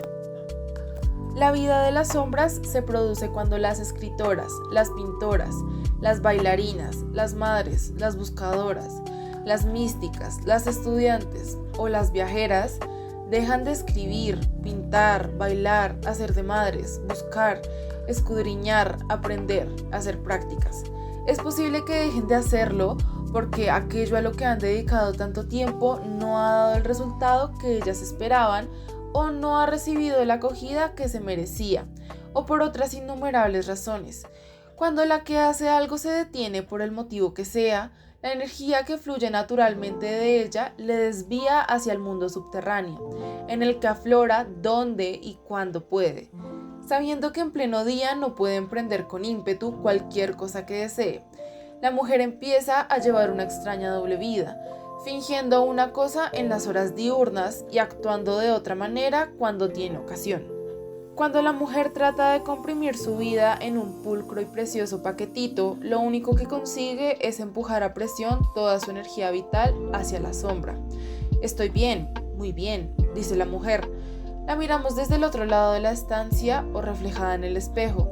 Sabemos que no está bien. Más adelante, un día, nos enteramos de que se ha aliado con un intérprete de flautín y se ha alargado a Tippecanoe para convertirse en una reina de salón de billar, y nos preguntamos qué ha ocurrido, pues sabemos que ella aborrece a los intérpretes de flautín y siempre quiso vivir en la isla de Orcas y no en Tippecanoe, y jamás nos había comentado nada acerca de los salones de billar. Como la Hedda Gabler de la obra de Henrik Ibsen, la mujer salvaje puede simular vivir una existencia corriente mientras rechina los dientes, pero siempre hay que pagar un precio.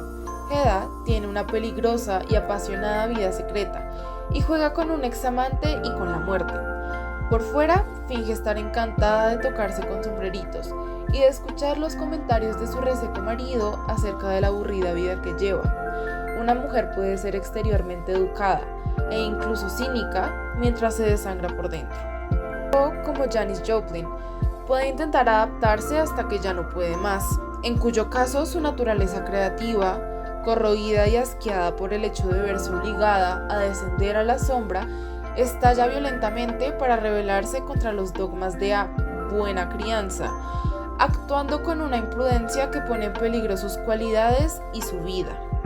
Se lo puede llamar como se quiera, pero el hecho de vivir una existencia secreta, porque a la verdadera no se le da espacio suficiente para prosperar, es muy duro para la vitalidad de las mujeres. Las mujeres capturadas y muertas de hambre roban toda suerte de cosas.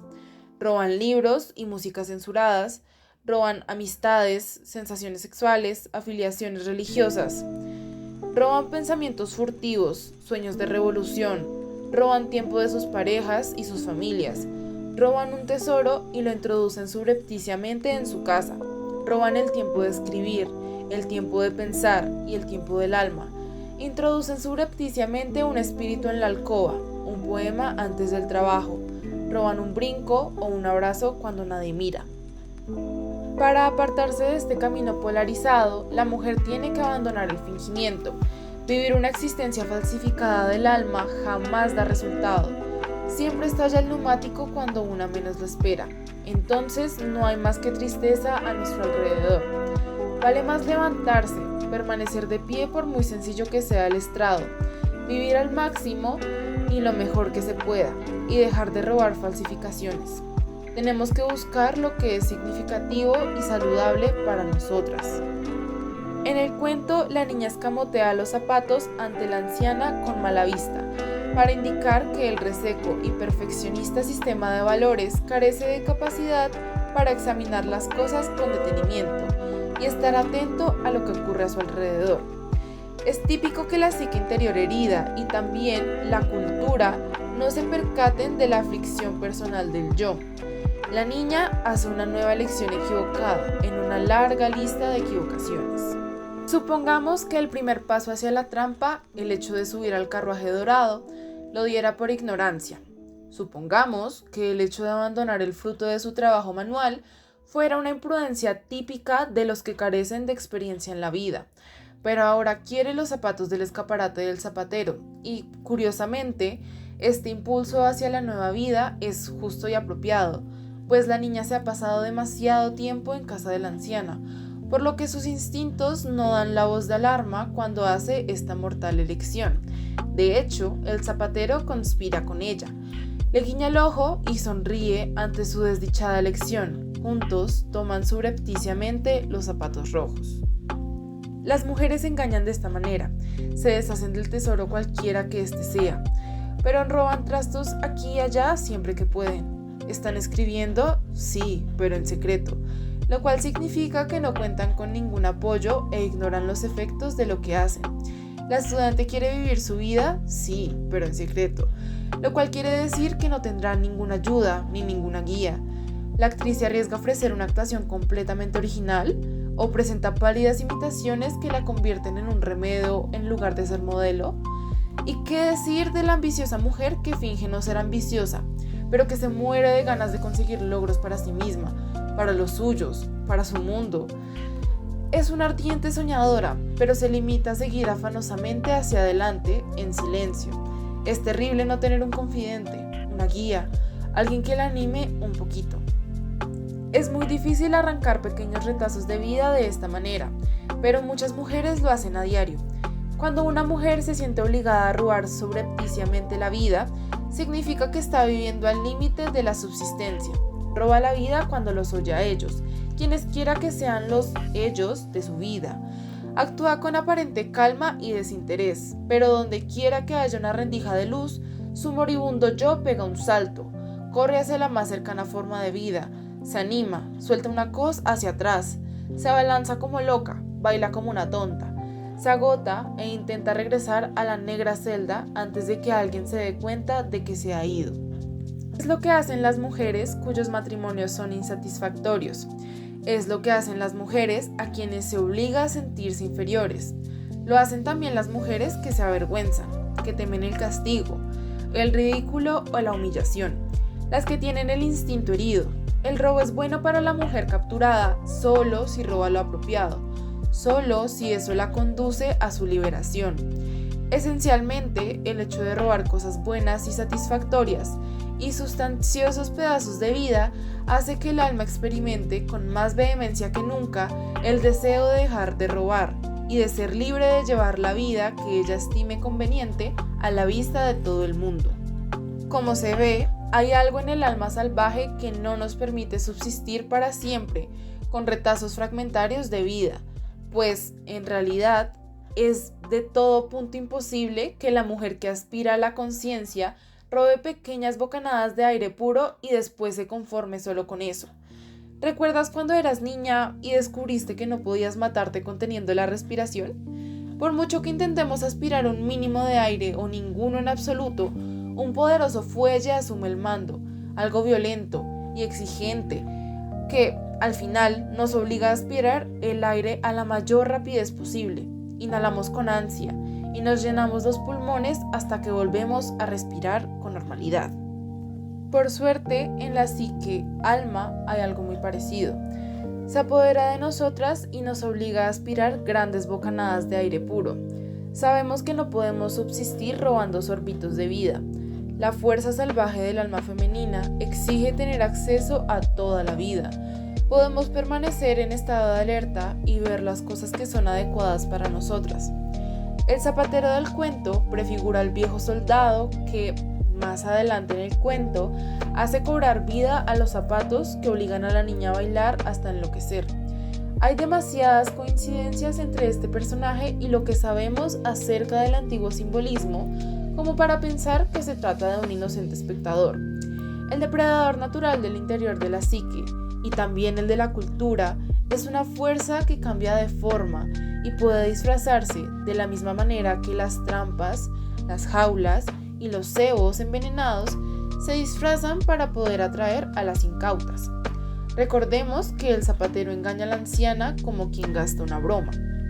No, lo más probable es que esté en connivencia con el viejo soldado, el cual es, naturalmente, una representación del demonio disfrazado.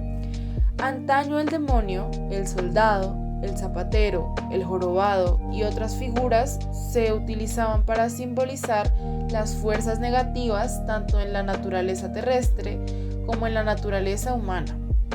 Aunque podríamos sentirnos justamente orgullosas de que el alma fuera lo bastante valiente para atreverse a robar subrepticiamente algo en semejantes condiciones de sequía, está claro que esta circunstancia por sí sola no puede ser la única.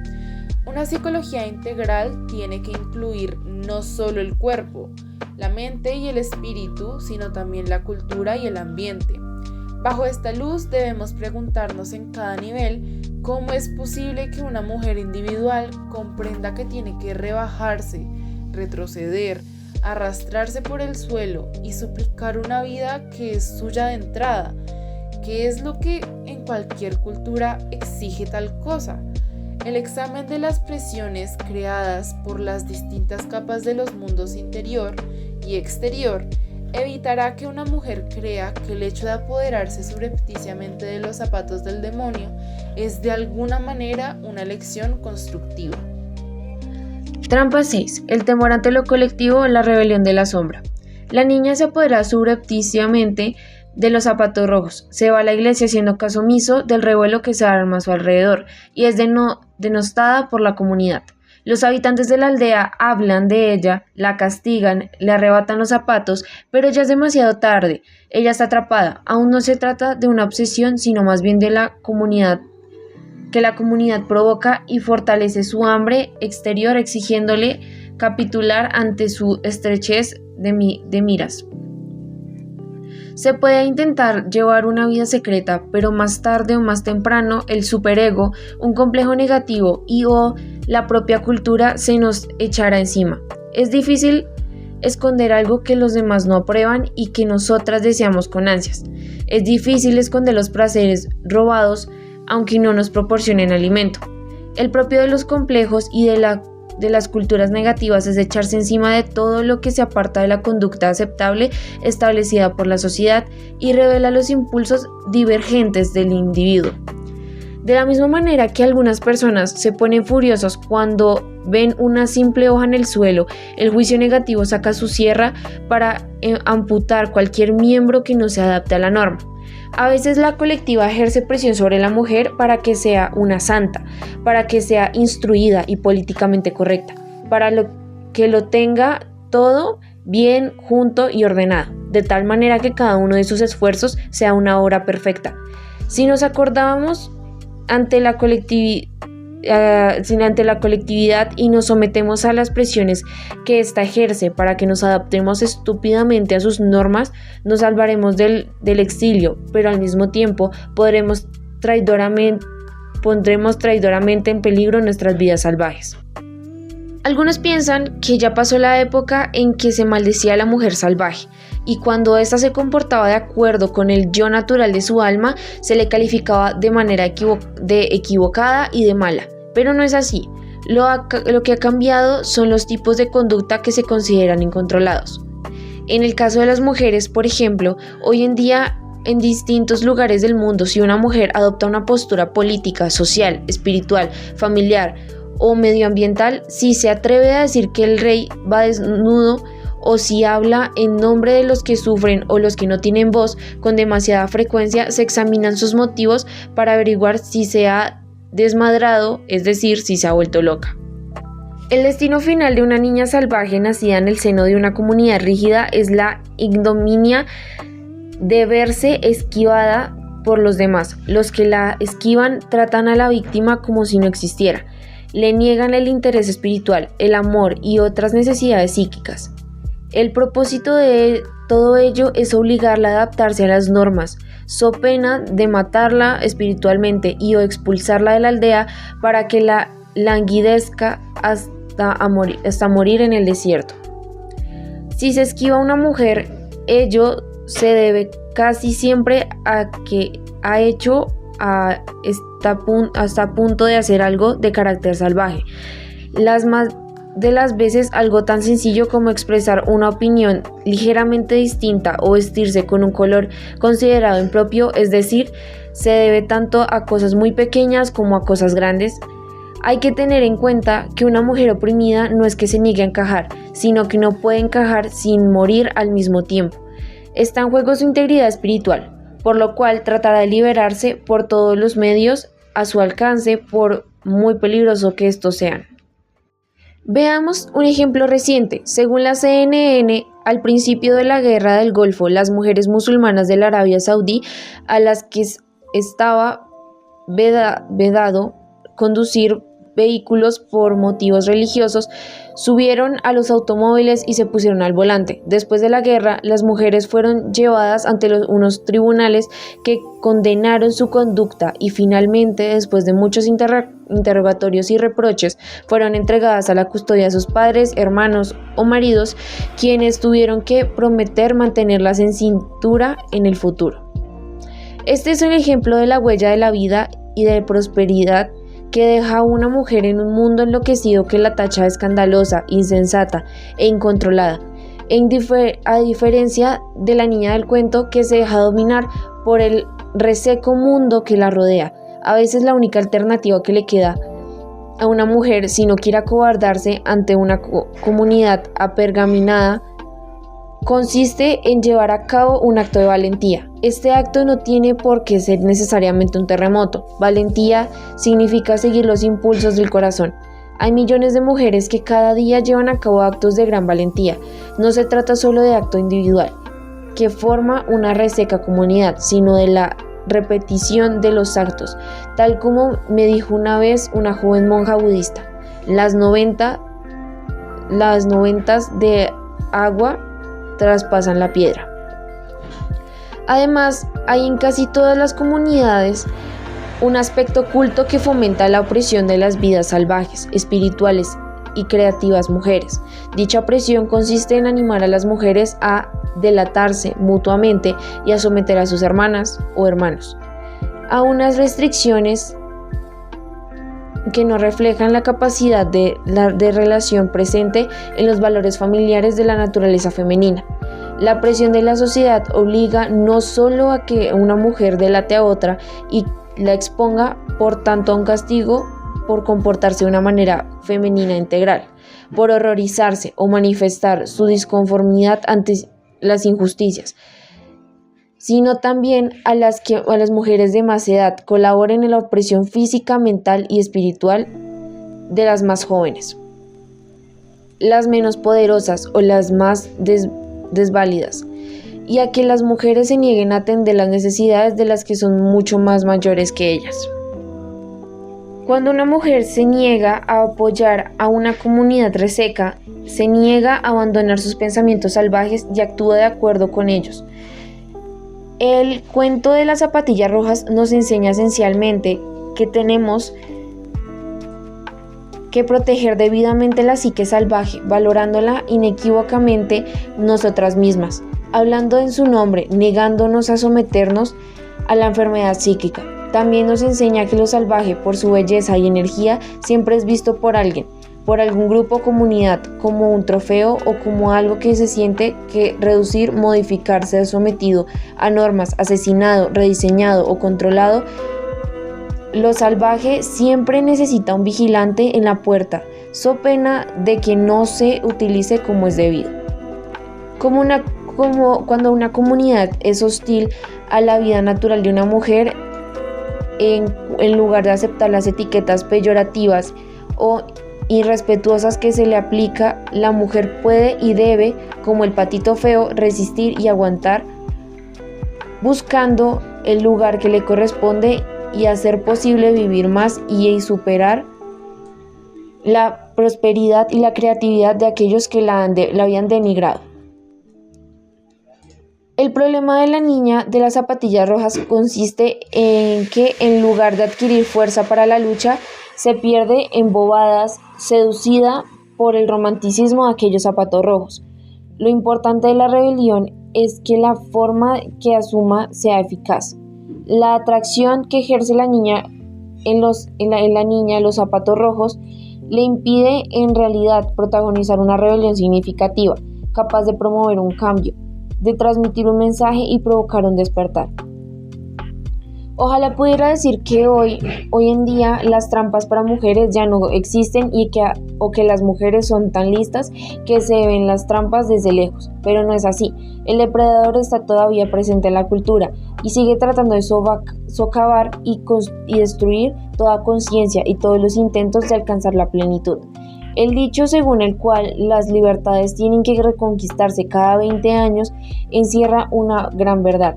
A veces parece que hay que conquistarlas cada 5 minutos. Sin embargo, la naturaleza salvaje nos enseña que tenemos que enfrentarnos a los desafíos a medida que se van produciendo. Cuando los lobos son acosados, nos dicen: «Oh no, ya estamos otra vez». Saltan, brincan, corren, se lanzan, se echan a la garganta, hacen lo que tienen que hacer. Por consiguiente, no debemos escandalizarnos por el hecho de que se produzca una entropía y un deterioro y de que haya que pasar por momentos difíciles.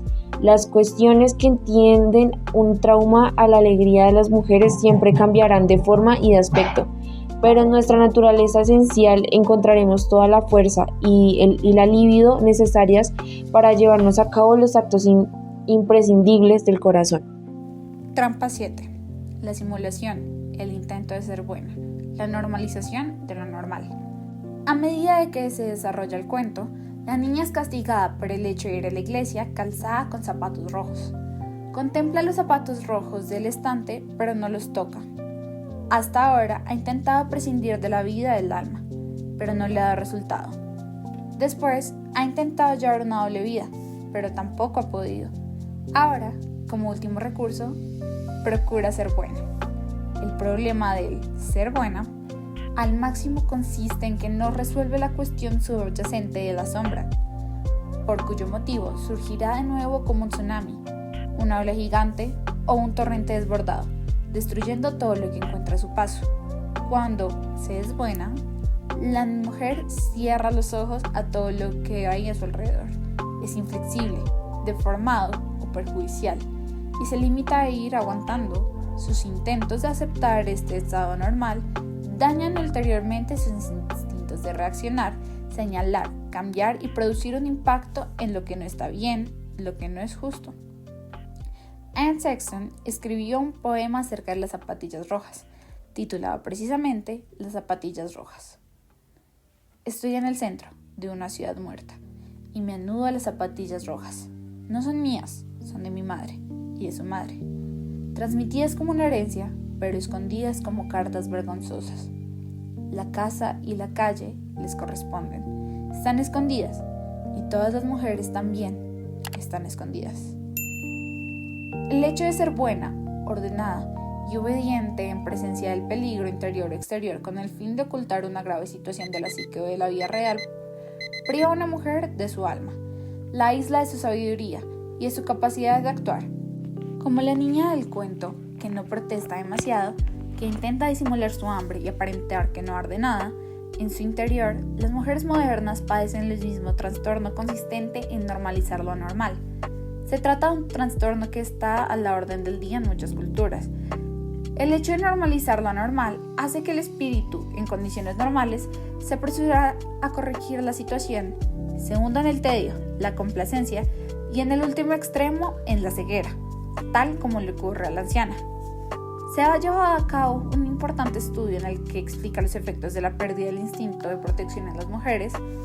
A principios de los años 60, unos científicos llevaron a cabo unos experimentos con animales para averiguar acerca del instinto de fuga de los seres humanos.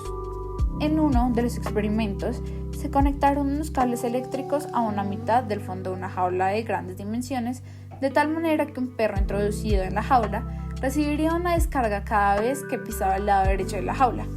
El perro aprendió rápidamente a permanecer en el lado izquierdo de la jaula. Después, se conectaron unos cables eléctricos al lado izquierdo de la jaula y se desconectó el lado derecho.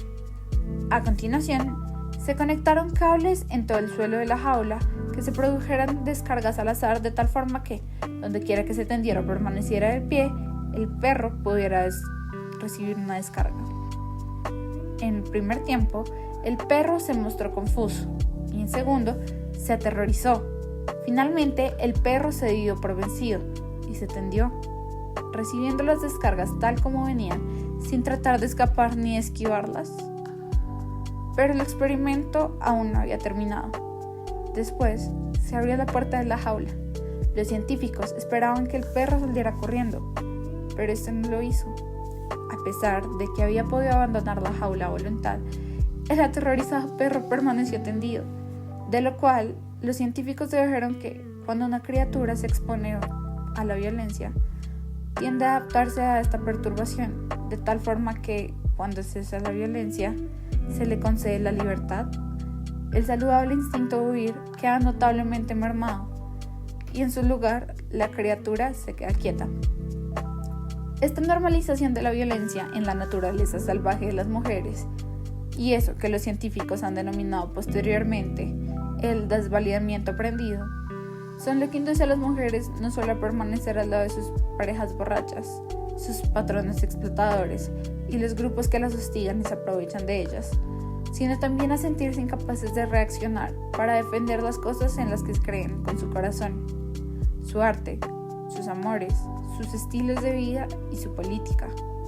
La normalización de lo normal, en el caso de que no quepa la menor duda de que ello va en detrimento de la propia persona, se aplica a todas las palizas que se propinan a la naturaleza física, emocional, creativa, espiritual e instintiva. Las mujeres se enfrentan con esta cuestión cada vez que los demás las aturden para obligarlas a hacer otra cosa que no sea defender la vida de su alma contra las proyecciones invasoras de carácter físico, cultural o de otro tipo. Nuestra psique se acostumbra a las descargas dirigidas contra nuestra naturaleza salvaje. Nos adaptamos a la violencia contra la sabia naturaleza de la psique.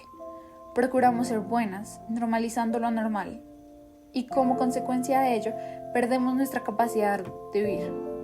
perdernos la capacidad de defender los elementos del alma y de la vida que en nuestro juicio son los más valiosos, cuando nos obsesionan los zapatos rojos, perdemos por el camino toda suerte de importantes cuestiones personales, culturales y ambientales.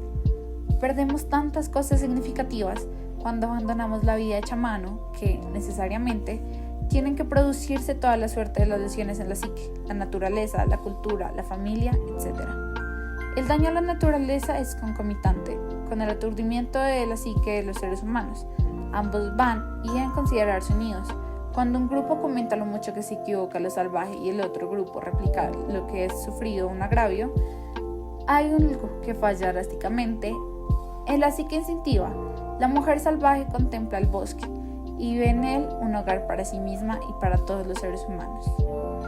Pero otros, al contemplar el mismo bosque, quizás lo vean como un terreno sin árboles e imaginen sus bolsillos llenos a rebosar de dinero. Se trata de graves fracturas en la capacidad de vivir y dejar de vivir de las maneras que todos podemos vivir. Cuando yo era niña en los años 50, en los primeros días de las agresiones industriales contra la tierra, una barcaza de petróleo se hundió en la cuenca de Chicago en el lago Michigan. Tras pasarse un día en la playa, las madres restregaban a sus hijos con el mismo entusiasmo con el que solían limpiar los suelos de parquet de sus casas, pues los niños estaban enteramente manchados de gotitas de petróleo. El hundimiento de la barcaza había provocado un vertido de petróleo que se desplazaba formando grandes sábanas que parecían una isla flotante tan ancha y tan larga como manzanas de casas. Cuando chocaban contra los embarcaderos, se rompían en fragmentos que se hundían en la arena y se deslizaban hacia la orilla bajo olas. Durante muchos años, la gente no pudo nadar sin cubrirse una capa de porquería color negro. Los niños que construían castillos de arena recogían de repente un puñado de gomoso petróleo. Los enamorados ya no podían rodar sobre la arena. Los perros, los pájaros, la vida acuática y la gente, todo el mundo sufría. Recuerdo haber experimentado la sensación de que mi catedral había sido bombardeada. La lesión del instinto. La normalización de lo normal fue la causa de que las madres limpiaran de la mejor manera posible las manchas de aquel vertido de petróleo. Y más tarde, los efectos de los ulteriores pecados de las fábricas, de las refinerías y de las fundiciones sobre sus hijos, sus coladas y el interior de sus seres queridos. A pesar de lo confusas y preocupadas que estaban, habían olvidado su justa cólera. Aunque no todas, la mayoría de ellas se había acostumbrado a no intervenir en los acontecimientos desagradables. El hecho de romper el silencio, huir de la jaula, señalar los errores y exigir un cambio era severamente castigado. Sabemos por otros acontecimientos parecidos que se han producido a lo largo de la vida que, cuando las mujeres no hablan, cuando no hablan suficientes personas, la voz de la mujer salvaje enmudece. Y por consiguiente, en el mundo enmudece también lo natural y lo salvaje. Y al final, enmudecen el lobo, el oso y los depredadores. Enmudecen los cantos, los bailes y las creaciones. Enmudecen el amor, las reparaciones y los abrazos. Privados del aire puro, el agua y las voces de la conciencia. Pero en aquellos tiempos, y todavía con demasiada frecuencia, hoy en día, a pesar de que las mujeres experimentaban una profunda nostalgia a la libertad salvaje, por fuera seguían fregando la porcelana con lejía, utilizando limpiahogares cáusticos, quedándose, tal como decía Sylvia Plath, atadas a sus lavadoras Bendrix. Allí lavaban y enjuagaban sus ropas en agua demasiado caliente para la piel humana y soñaban con un mundo distinto. Cuando los instintos resultan heridos, los seres humanos normalizan repetidamente las agresiones, los actos de injusticia y destrucción que se cometen contra ellos, sus hijos, sus seres queridos, su tierra e incluso sus dioses. Esta normalización del vergonzoso y el ofensivo que rechaza restableciendo el instinto herido, cuando el instinto se restablece, regresa a la naturaleza integral salvaje. En lugar de bailar en el bosque con los zapatos rojos hasta que la vida se convierta en una tortura absurda, podemos regresar a la vida hecha a mano, a la vida enteramente significativa, hacernos nuevamente las zapatillas, dar nuestros paseos y conversar en la forma que nos es propia. Aunque no cabe duda, se aprenden muchas cosas disolviendo las propias proyecciones. Eres cruel, me haces daño. y contemplando hasta qué extremo nosotras somos crueles y nos hacemos daño. La investigación no tiene modo que acabar aquí. La trampa que hay en el interior de la trampa es pensar que todo se arregla disolviendo la proyección y buscando la conciencia que tenemos adentro. Esto es cierto algunas veces y otras no. En lugar de perder el tiempo con el paradigma de o eso o lo otro, aquí afuera ocurre algo o nos ocurre algo a nosotros, es más útil emplear un modelo de y.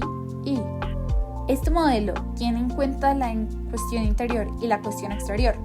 Permite una investigación más exhaustiva, es mucho más curativo en todas las direcciones y presta su apoyo a las mujeres para que se pongan en tela de juicio el status quo con más confianza, para que no se miren únicamente a sí mismas, sino que miren también el mundo que accidental, inconsciente o maliciosamente ejerce presión sobre ellas.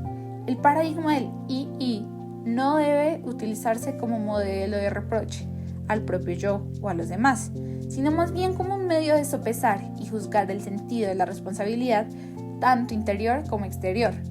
Lo que se tiene que cambiar, pedir o sombrear. Detiene la fragmentación cuando una mujer trata de reparar todo lo que tiene a su alcance, sin menospreciar sus propias necesidades ni apartarse del mundo. Muchas mujeres consiguen en cierto modo resistir un estado de cautividad, pero viven media vida o un cuarto de vida, una milésima parte de vida. Lo consiguen, pero a costa de vivir amargadas hasta el fin de sus días. Es posible que se desesperen y como un niño que ha pasado el rato llorando desconsoladamente, sin que nadie acuda a consolarlo, pueden hundirse en el silencio y en una desesperanza mortal. Después sobreviene el cansancio y la desesperación. La jaula está cerrada. Trampa 8. La danza descontrolada, la obsesión y la adicción. La anciana ha cometido 3 errores de juicio, a pesar de que, en la situación ideal, tendría que ser la guardiana y guía de la psique. Está demasiado ciega para ver la naturaleza de los zapatos que ella misma ha comprado. No puede ver la emoción de la niña ni la personalidad del hombre de la barba pelirroja que acecha en la proximidad de la iglesia. El viejo de la barba pelirroja dio unos golpecitos a las suelas de los zapatos de la niña, y aquella vibración puso en movimiento los pies de la niña, y ahora ésta baila con entusiasmo, pero lo malo es que no puede detenerse. Tanto la anciana, que debería actuar como guardiana de la psique, como la niña, tendría que expresar la alegría de la psique. Están separadas del instinto y del sentido común.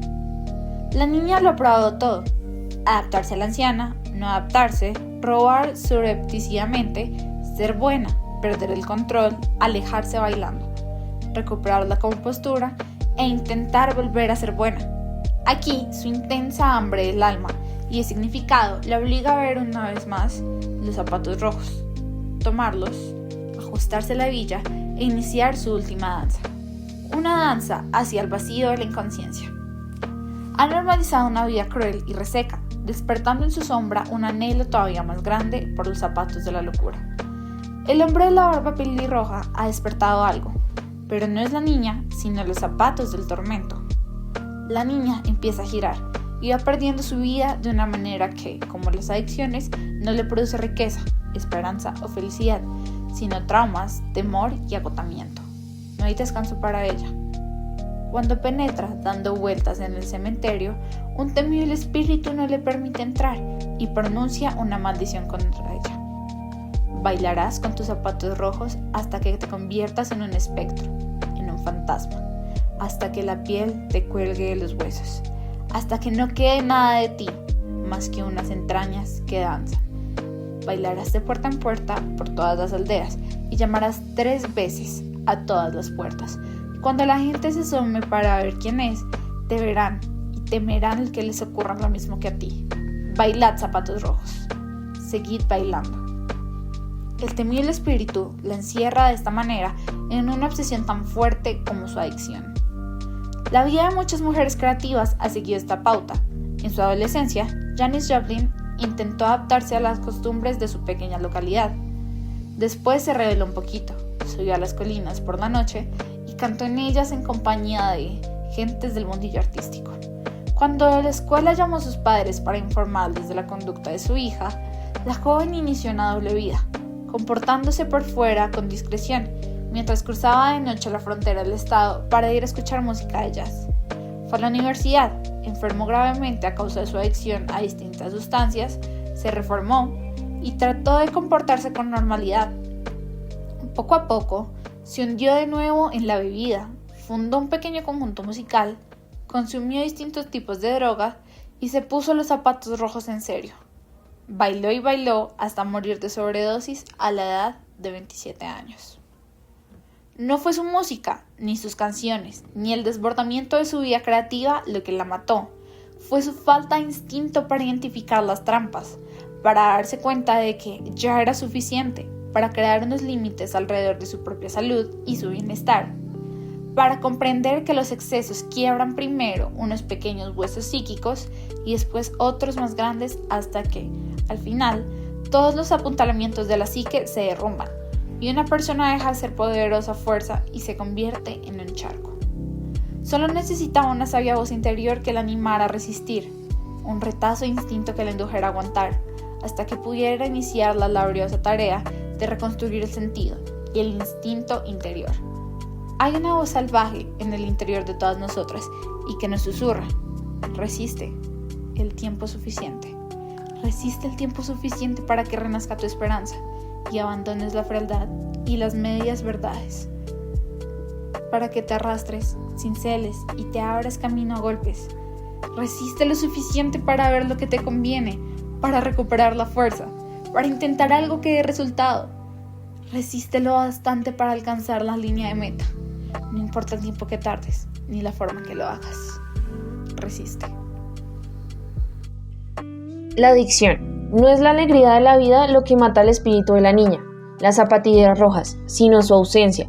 Cuando una mujer no es consciente del hambre que padece y de las consecuencias de utilizar vehículos y sustancias que llevan a la muerte, se pone a bailar y ya no se detiene, tanto si se trata de las cosas tales como pensamientos negativos crónicos, relaciones insatisfactorias, situaciones ofensivas, drogas o alcohol. Todas ellas pueden ser como las zapatillas rojas de las que cuesta mucho arrancar una persona una vez que se ha apoderado de ella.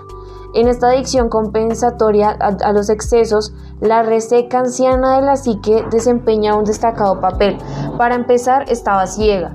Luego se pone enferma, permanece inmóvil y deja un vacío total en la psique. Al final se muere del todo y no deja ningún territorio a salvo en la psique. No hay nadie que haga entrar en razón a la psique entregada a los excesos, y la niña baila. Al principio pone los ojos en blanco, extasiada, pero más tarde, cuando los zapatos la obligan a bailar hasta el agotamiento, pone los ojos en blanco, horrorizada.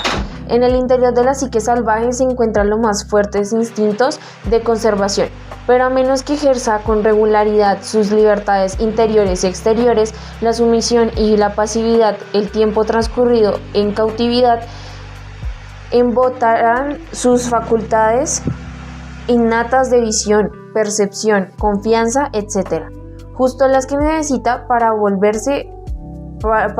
poder volverse por sí misma. La naturaleza instintiva nos dice cuándo es suficiente. Es una naturaleza sabia que protege la vida. Una mujer no puede compensar toda una vida de traiciones y heridas por medio de excesos de placer, de cólera o de negativas. La anciana de la psique tendría que indicar el momento, tendría que decir cuándo. En el cuento, la anciana está perdida, destrozada. A veces es difícil darnos cuenta de cuando perdemos nuestros instintos, cuando se trata a menudo de un proceso insidioso que no se produce en un día, sino a lo largo de un prolongado periodo de tiempo. Además, el adormecimiento del instinto es respaldado por frecuencia por toda la cultura circundante y a veces incluso por otras mujeres que aceptan su pérdida con tal de integrarse en una cultura que no conserva ningún hábitat nutritivo para una mujer natural. La adicción empieza cuando una mujer pierde su significativa vida hecha a mano y se obsesiona por recuperar de la manera que sea algo que se le parezca. En el cuento, la niña intenta una y otra vez recuperar los diabólicos zapatos rojos. A pesar de la progresiva pérdida de control que esto le ocasionan, ha perdido su capacidad de discernimiento, su capacidad de comprender cuál es en realidad la naturaleza de las cosas. Pero como consecuencia de su vitalidad inicial, está dispuesta a aceptar un sucedáneo mortal. En psicología analítica diríamos que ha traicionado el yo. La adicción y la condición de fiera están relacionados entre sí. Casi todas las mujeres han sido capturadas por lo menos durante algún tiempo y durante algunos periodos muy prolongados. Algunas solo han sido libres, in útero. Y durante su cautiverio todas pierden cantidades variables de instinto. Algunas pierden el instinto que percibe quién es una buena persona y quién no. Y como consecuencia de ellos suelen extraviarse, otras ven mermada su capacidad de reaccionar ante las injusticias y se convierten en involuntarias mártires dispuestas a tomar represalias. Otras sufren del debilitamiento del instinto de huida o de lucha y se convierten en víctimas. La lista es interminable. En cambio, la mujer que conserva su mente salvaje rechaza los convencionalismos cuando no son nutritivos ni sensatos. El abuso de sustancias tóxicas constituye una auténtica trampa. Las drogas y el alcohol se parecen mucho a un amante que al principio trata bien a la mujer y a continuación le pega, se disculpa, la trata bien durante algún tiempo y después la vuelve a pegar. La trampa reside en el hecho de intentar quedarse por lo que la situación tiene de bueno, procurando pasar por alto lo malo. Es un error que jamás da buen resultado.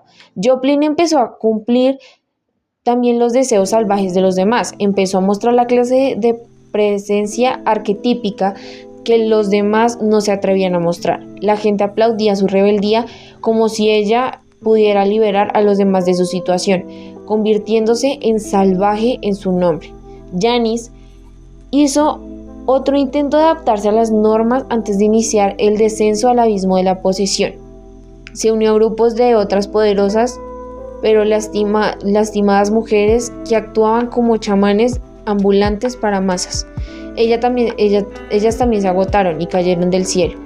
Frances Farmer, Billie Holiday, Anne Sexton, Sylvia Plath, Sarah Teasley, Judy Garland, Bessie Smith, Edith Piaf y Frida Kahlo. Por desgracia, la vida de algunos de nuestros prototipos preferidos de salvajes artistas terminó prematura y trágicamente. Una mujer fiera no es lo bastante fuerte como para representar un ansiado arquetipo para todo el mundo sin desmoronarse. La fiera tendría que estar inmersa en un proceso curativo. No le pedimos a una persona que se encuentra en vías de recuperación que suba al plano del piso de arriba. La mujer que regresa necesita tiempo para recuperar las fuerzas. Las personas que se sienten atraídas y arrastradas por las zapatillas rojas siempre creen al principio que cualquier sustancia a la que sean adictas será de alguna manera su gran salvación. A veces ellos les hacen experimentar una extraordinaria sensación de poder o una falsa sensación de poseer la energía suficiente para permanecer despiertas toda la noche, dedicarse a crear hasta el amanecer y pasarse horas y horas sin comer. Quizás les permite dormir sin temor a los demonios, o les tranquiliza los nervios, o les ayuda a no preocuparse tanto por las cosas que les preocupan, o tal vez les ayuda a no querer amar, ni ser amadas nunca más. Sin embargo, su adicción al final solo crea, tal como vemos en el cuento, un borroso fondo que gira vertiginosamente sin dejarnos vivir realmente la vida. La adicción es una baba yaga que ha perdido el juicio, devora a las niñas perdidas y las deja tiradas en la puerta del verdugo. Yo intento de quitarse los zapatos. Cuando en los casos más extremos la naturaleza salvaje ha sido prácticamente aniquilada, cabe la posibilidad de que se produzca en la mujer un deterioro y una psicosis esquizoide. Puede que de pronto se quede en la cama, se niegue a levantarse o se dedique a pasear en bata por la casa, deje 3 cigarrillos encendidos en un cenicero o se ponga a llorar sin poder contenerse, vague sin rumbo por las calles con el cabello enmarañado, abandone bruscamente a su familia. Es posible que experimente tentaciones suicidas, que se mate accidentalmente o de manera deliberada, pero lo más probable es que la mujer se sienta muerta, que no se sienta ni bien ni mal, simplemente no sienta nada. ¿Qué ocurre, por tanto, con las mujeres cuando sus vibrantes colores psíquicos se confunden? ¿Qué ocurre cuando se mezcla la escarlata con el zafiro y el topacio? Los artistas lo saben. Cuando se mezclan los colores vibrantes se obtiene un color terroso, pero no de tierra fértil, sino de una tierra estéril, incolora y extrañamente muerta, que no emite luz. Cuando a los pintores les sale un color terroso en la tela, tienen que volver a empezar desde el principio. Esta es la parte más difícil.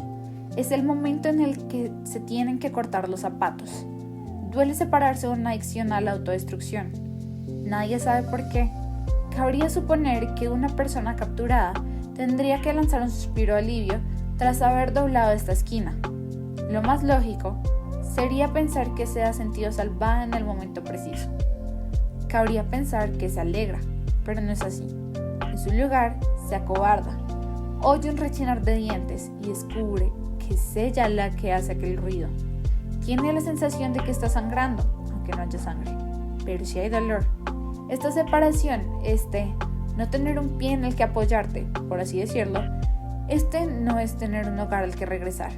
Es justo lo que se necesita para empezar de nuevo, para empezar de cero, para regresar a la vida hecha a mano, esa que creamos consciente, cuidado cada día.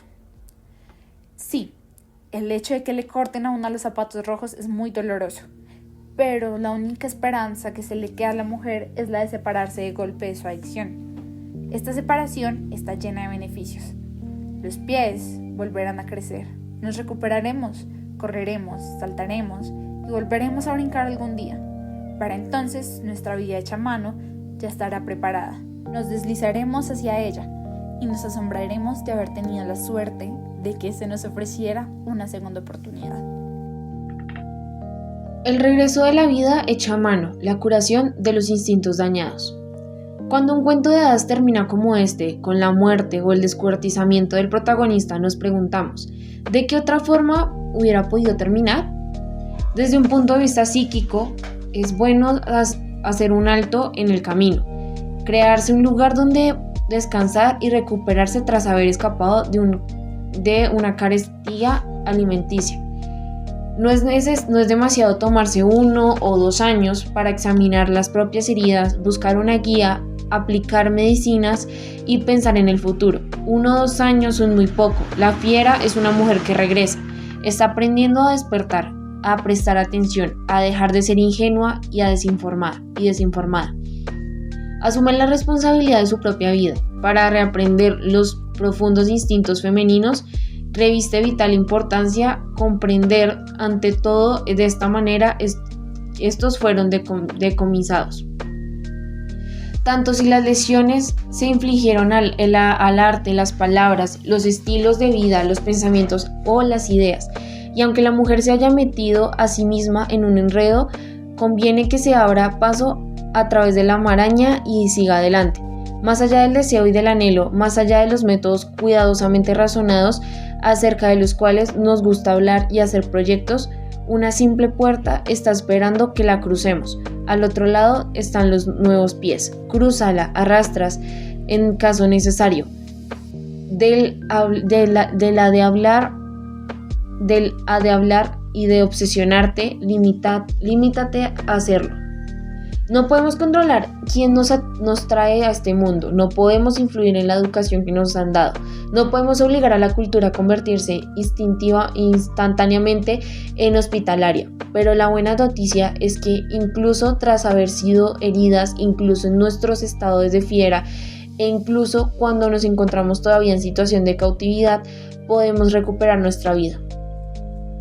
El plan psicológico del alma para regresar al propio interior es el siguiente: tomar medidas especiales de precaución y perderse poco a poco en lo salvaje, creando estructuras éticas y protectoras que nos ayuden a conseguir las herramientas necesarias para medir en qué momento algo es excesivo. Por regla general, la mujer ya es muy sensible al momento en que algo es demasiado poco.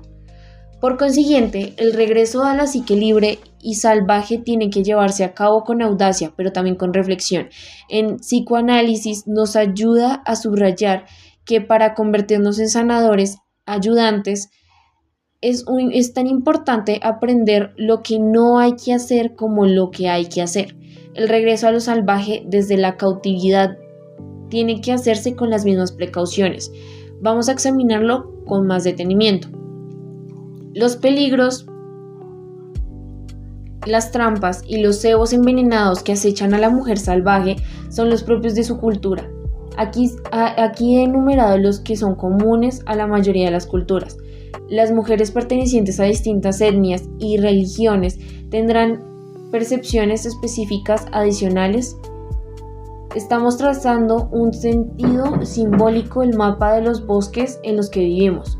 Estamos señalando dónde habitan los depredadores y describiendo su modus operandi. Dicen que una loba conoce todas las criaturas de su territorio en varios kilómetros a la redonda. Este conocimiento le permite vivir en la máxima libertad posible. La recuperación del instinto perdido y la curación del instinto lesionado está realmente al alcance de nuestra mano, pues este regresa cuando una mujer presta atención, escuchando, contemplando y percibiendo el mundo que la rodea y actuando tal como ve actuar a las demás mujeres, con eficiencia, eficacia y sensibilidad. La ocasión de observar el comportamiento de las restantes mujeres que conservan los instintos intactos es esencial para recobrar el instinto. Al final, el hecho de prestar atención, observar y comportarse de una manera integral se convierte en una pauta con un ritmo determinado que se practica y se aprende hasta que se vuelve a convertirse en automática. Si nuestra naturaleza salvaje ha sido herida por algo o por alguien, nos negarnos a echarnos al suelo y morir. Nos negamos a formalizar esta herida y recurrimos a nuestros instintos y hacemos lo que hay que hacer. La mujer salvaje es por naturaleza vehemente y talentosa, pero como consecuencia de su alejamiento de los instintos es también ingenua, está acostumbrada a la violencia y acepta sumisamente la expatriación y de la exmatriación. Los amantes, las drogas, la bebida, el dinero, la fama y el poder no pueden reparar demasiado el daño que ha sufrido, pero sí puede hacerlo un gradual regreso a la vida instintiva. Para ello, una mujer necesita una madre salvaje, suficientemente buena y que no saben quién está esperando en convertirse en madre. La mujer salvaje se pregunta por qué razón la mujer tarda tanto en estar con ella, no simplemente algunas veces o cuando le interesa, sino de manera habitual. Si te esfuerzas en hacer algo que merezca la pena, es importante que te rodees de personas que apoyen inequívocamente tu labor. El hecho de tener presuntas amigas que sufren las mismas heridas, pero no experimentan el sincero deseo de curarse, es una trampa y un veneno. Esta clase de amigas suelen animar a las demás a comportarse de manera escandalosa fuera de sus ciclos naturales y sin la menor sincronía con las necesidades de su alma. Una mujer fiera no puede convertirse en lujo de ser ingenua. Durante su regreso a la vida innata, tiene que contemplar los excesos con escepticismo y ser consciente del precio que estos suponen para el alma, la psique y el instinto. Como los lobeznos, nosotras nos aprendemos de memoria las trampas, cómo están hechas y cómo están colocadas. De esta manera conservamos la libertad. De todos modos, los instintos perdidos no retroceden sin dejar rastro y ecos de sentimiento que nosotras podemos seguir para recuperarlos. Aunque una mujer se sienta oprimida por el puño de terciopelo de la corrección y la severidad, tanto se encuentra a un paso de la construcción a causa de los excesos como si acaba de sumergirse en ellos. Aún puede oír los susurros del dios salvaje que lleva en la sangre, incluso en las graves circunstancias que se describen en las zapatillas rojas. Los instintos heridos se pueden curar. Para enderezar todas las situaciones resucitamos una y otra vez la naturaleza salvaje y cada vez el equilibrio se desplaza excesivamente en una o en otra dirección. Ya adivinaremos cuando existe motivo de preocupación, pues la regla general, el equilibrio ensancha nuestras vidas mientras que el desequilibrio las empequeña. Una de las cosas más importantes que podemos hacer es entender la vida. Cualquier manifestación de vida, como un cuerpo viviente en sí mismo que respira, renueva las células, cambia de piel y se embaraza de los materiales de desecho, sería una estupidez pensar que nuestros cuerpos no producen materiales de desecho más de una vez cada 5 años. Sería necio creer por el hecho de haber comido hoy, mañana no estaremos hambrientos. También sería estúpido creer que una vez resuelta la cuestión, la habremos resuelto definitivamente, y una vez aprendida una cosa, siempre seremos conscientes de ella. No, la vida no es un gran cuerpo que crece y disminuye en distintas zonas y en distintos ritmos. Cuando nos comportamos como el cuerpo, trabajando con vistas al nuevo desarrollo, abriéndonos paso entre la mierda, respirando o descansando, estamos muy vivas y encontramos el interior de los ciclos de la mujer salvaje. Si consiguiéramos comprender que nuestra tarea consiste en seguir realizando la tarea, nos sentiríamos mucho más orgullosas y estaríamos mucho más tranquilas. Es posible que a veces para conservar la alegría tengamos que luchar por ella, renovar nuestras fuerzas y combatir a tope en la forma que consideremos más sagaz. Para preparar el asedio puede que tengamos que prescindir de las comodidades durante un tiempo. Podemos pasarnos sin la mayoría de las cosas durante prolongados periodos de tiempo. Podemos prescindir prácticamente de todo menos de nuestra alegría, de nuestras zapatillas hechas a mano. El verdadero milagro del individualismo y la recuperación de la mujer salvaje consiste en que todas iniciamos el proceso sin estar todavía preparadas, sin haber cobrado la suficiente fuerza y sin saber lo suficiente. Iniciamos un diálogo con los pensamientos y los sentimientos que nos cosquillean y retumban como truenos en nuestro interior. Contestamos sin haber aprendido el lenguaje, sin conocer todas las respuestas, sin saber exactamente con quién estamos hablando. Pero como la loba enseña a sus crías a cazar y a cuidar de sí mismas, la mujer salvaje brota en nuestro interior y nosotras empezamos a hablar con su voz y asumimos su visión y sus valores. Ella nos enseña a enviar los mensajes de nuestro regreso a las que son como nosotras. Conozco varias escritoras que tienen grabadas esta leyenda sobre su escritorio. Una de ellas la lleva doblada dentro del zapato. Pertenece a un poema de Charles Simic y es la información más útil que nos puede dar a todas. El que no sabe aullar no encontrará su manada. Si deseas recuperar a la mujer salvaje, no permitas que te capturen con los instintos bien agudizados para no perder el equilibrio. Salta donde quieras.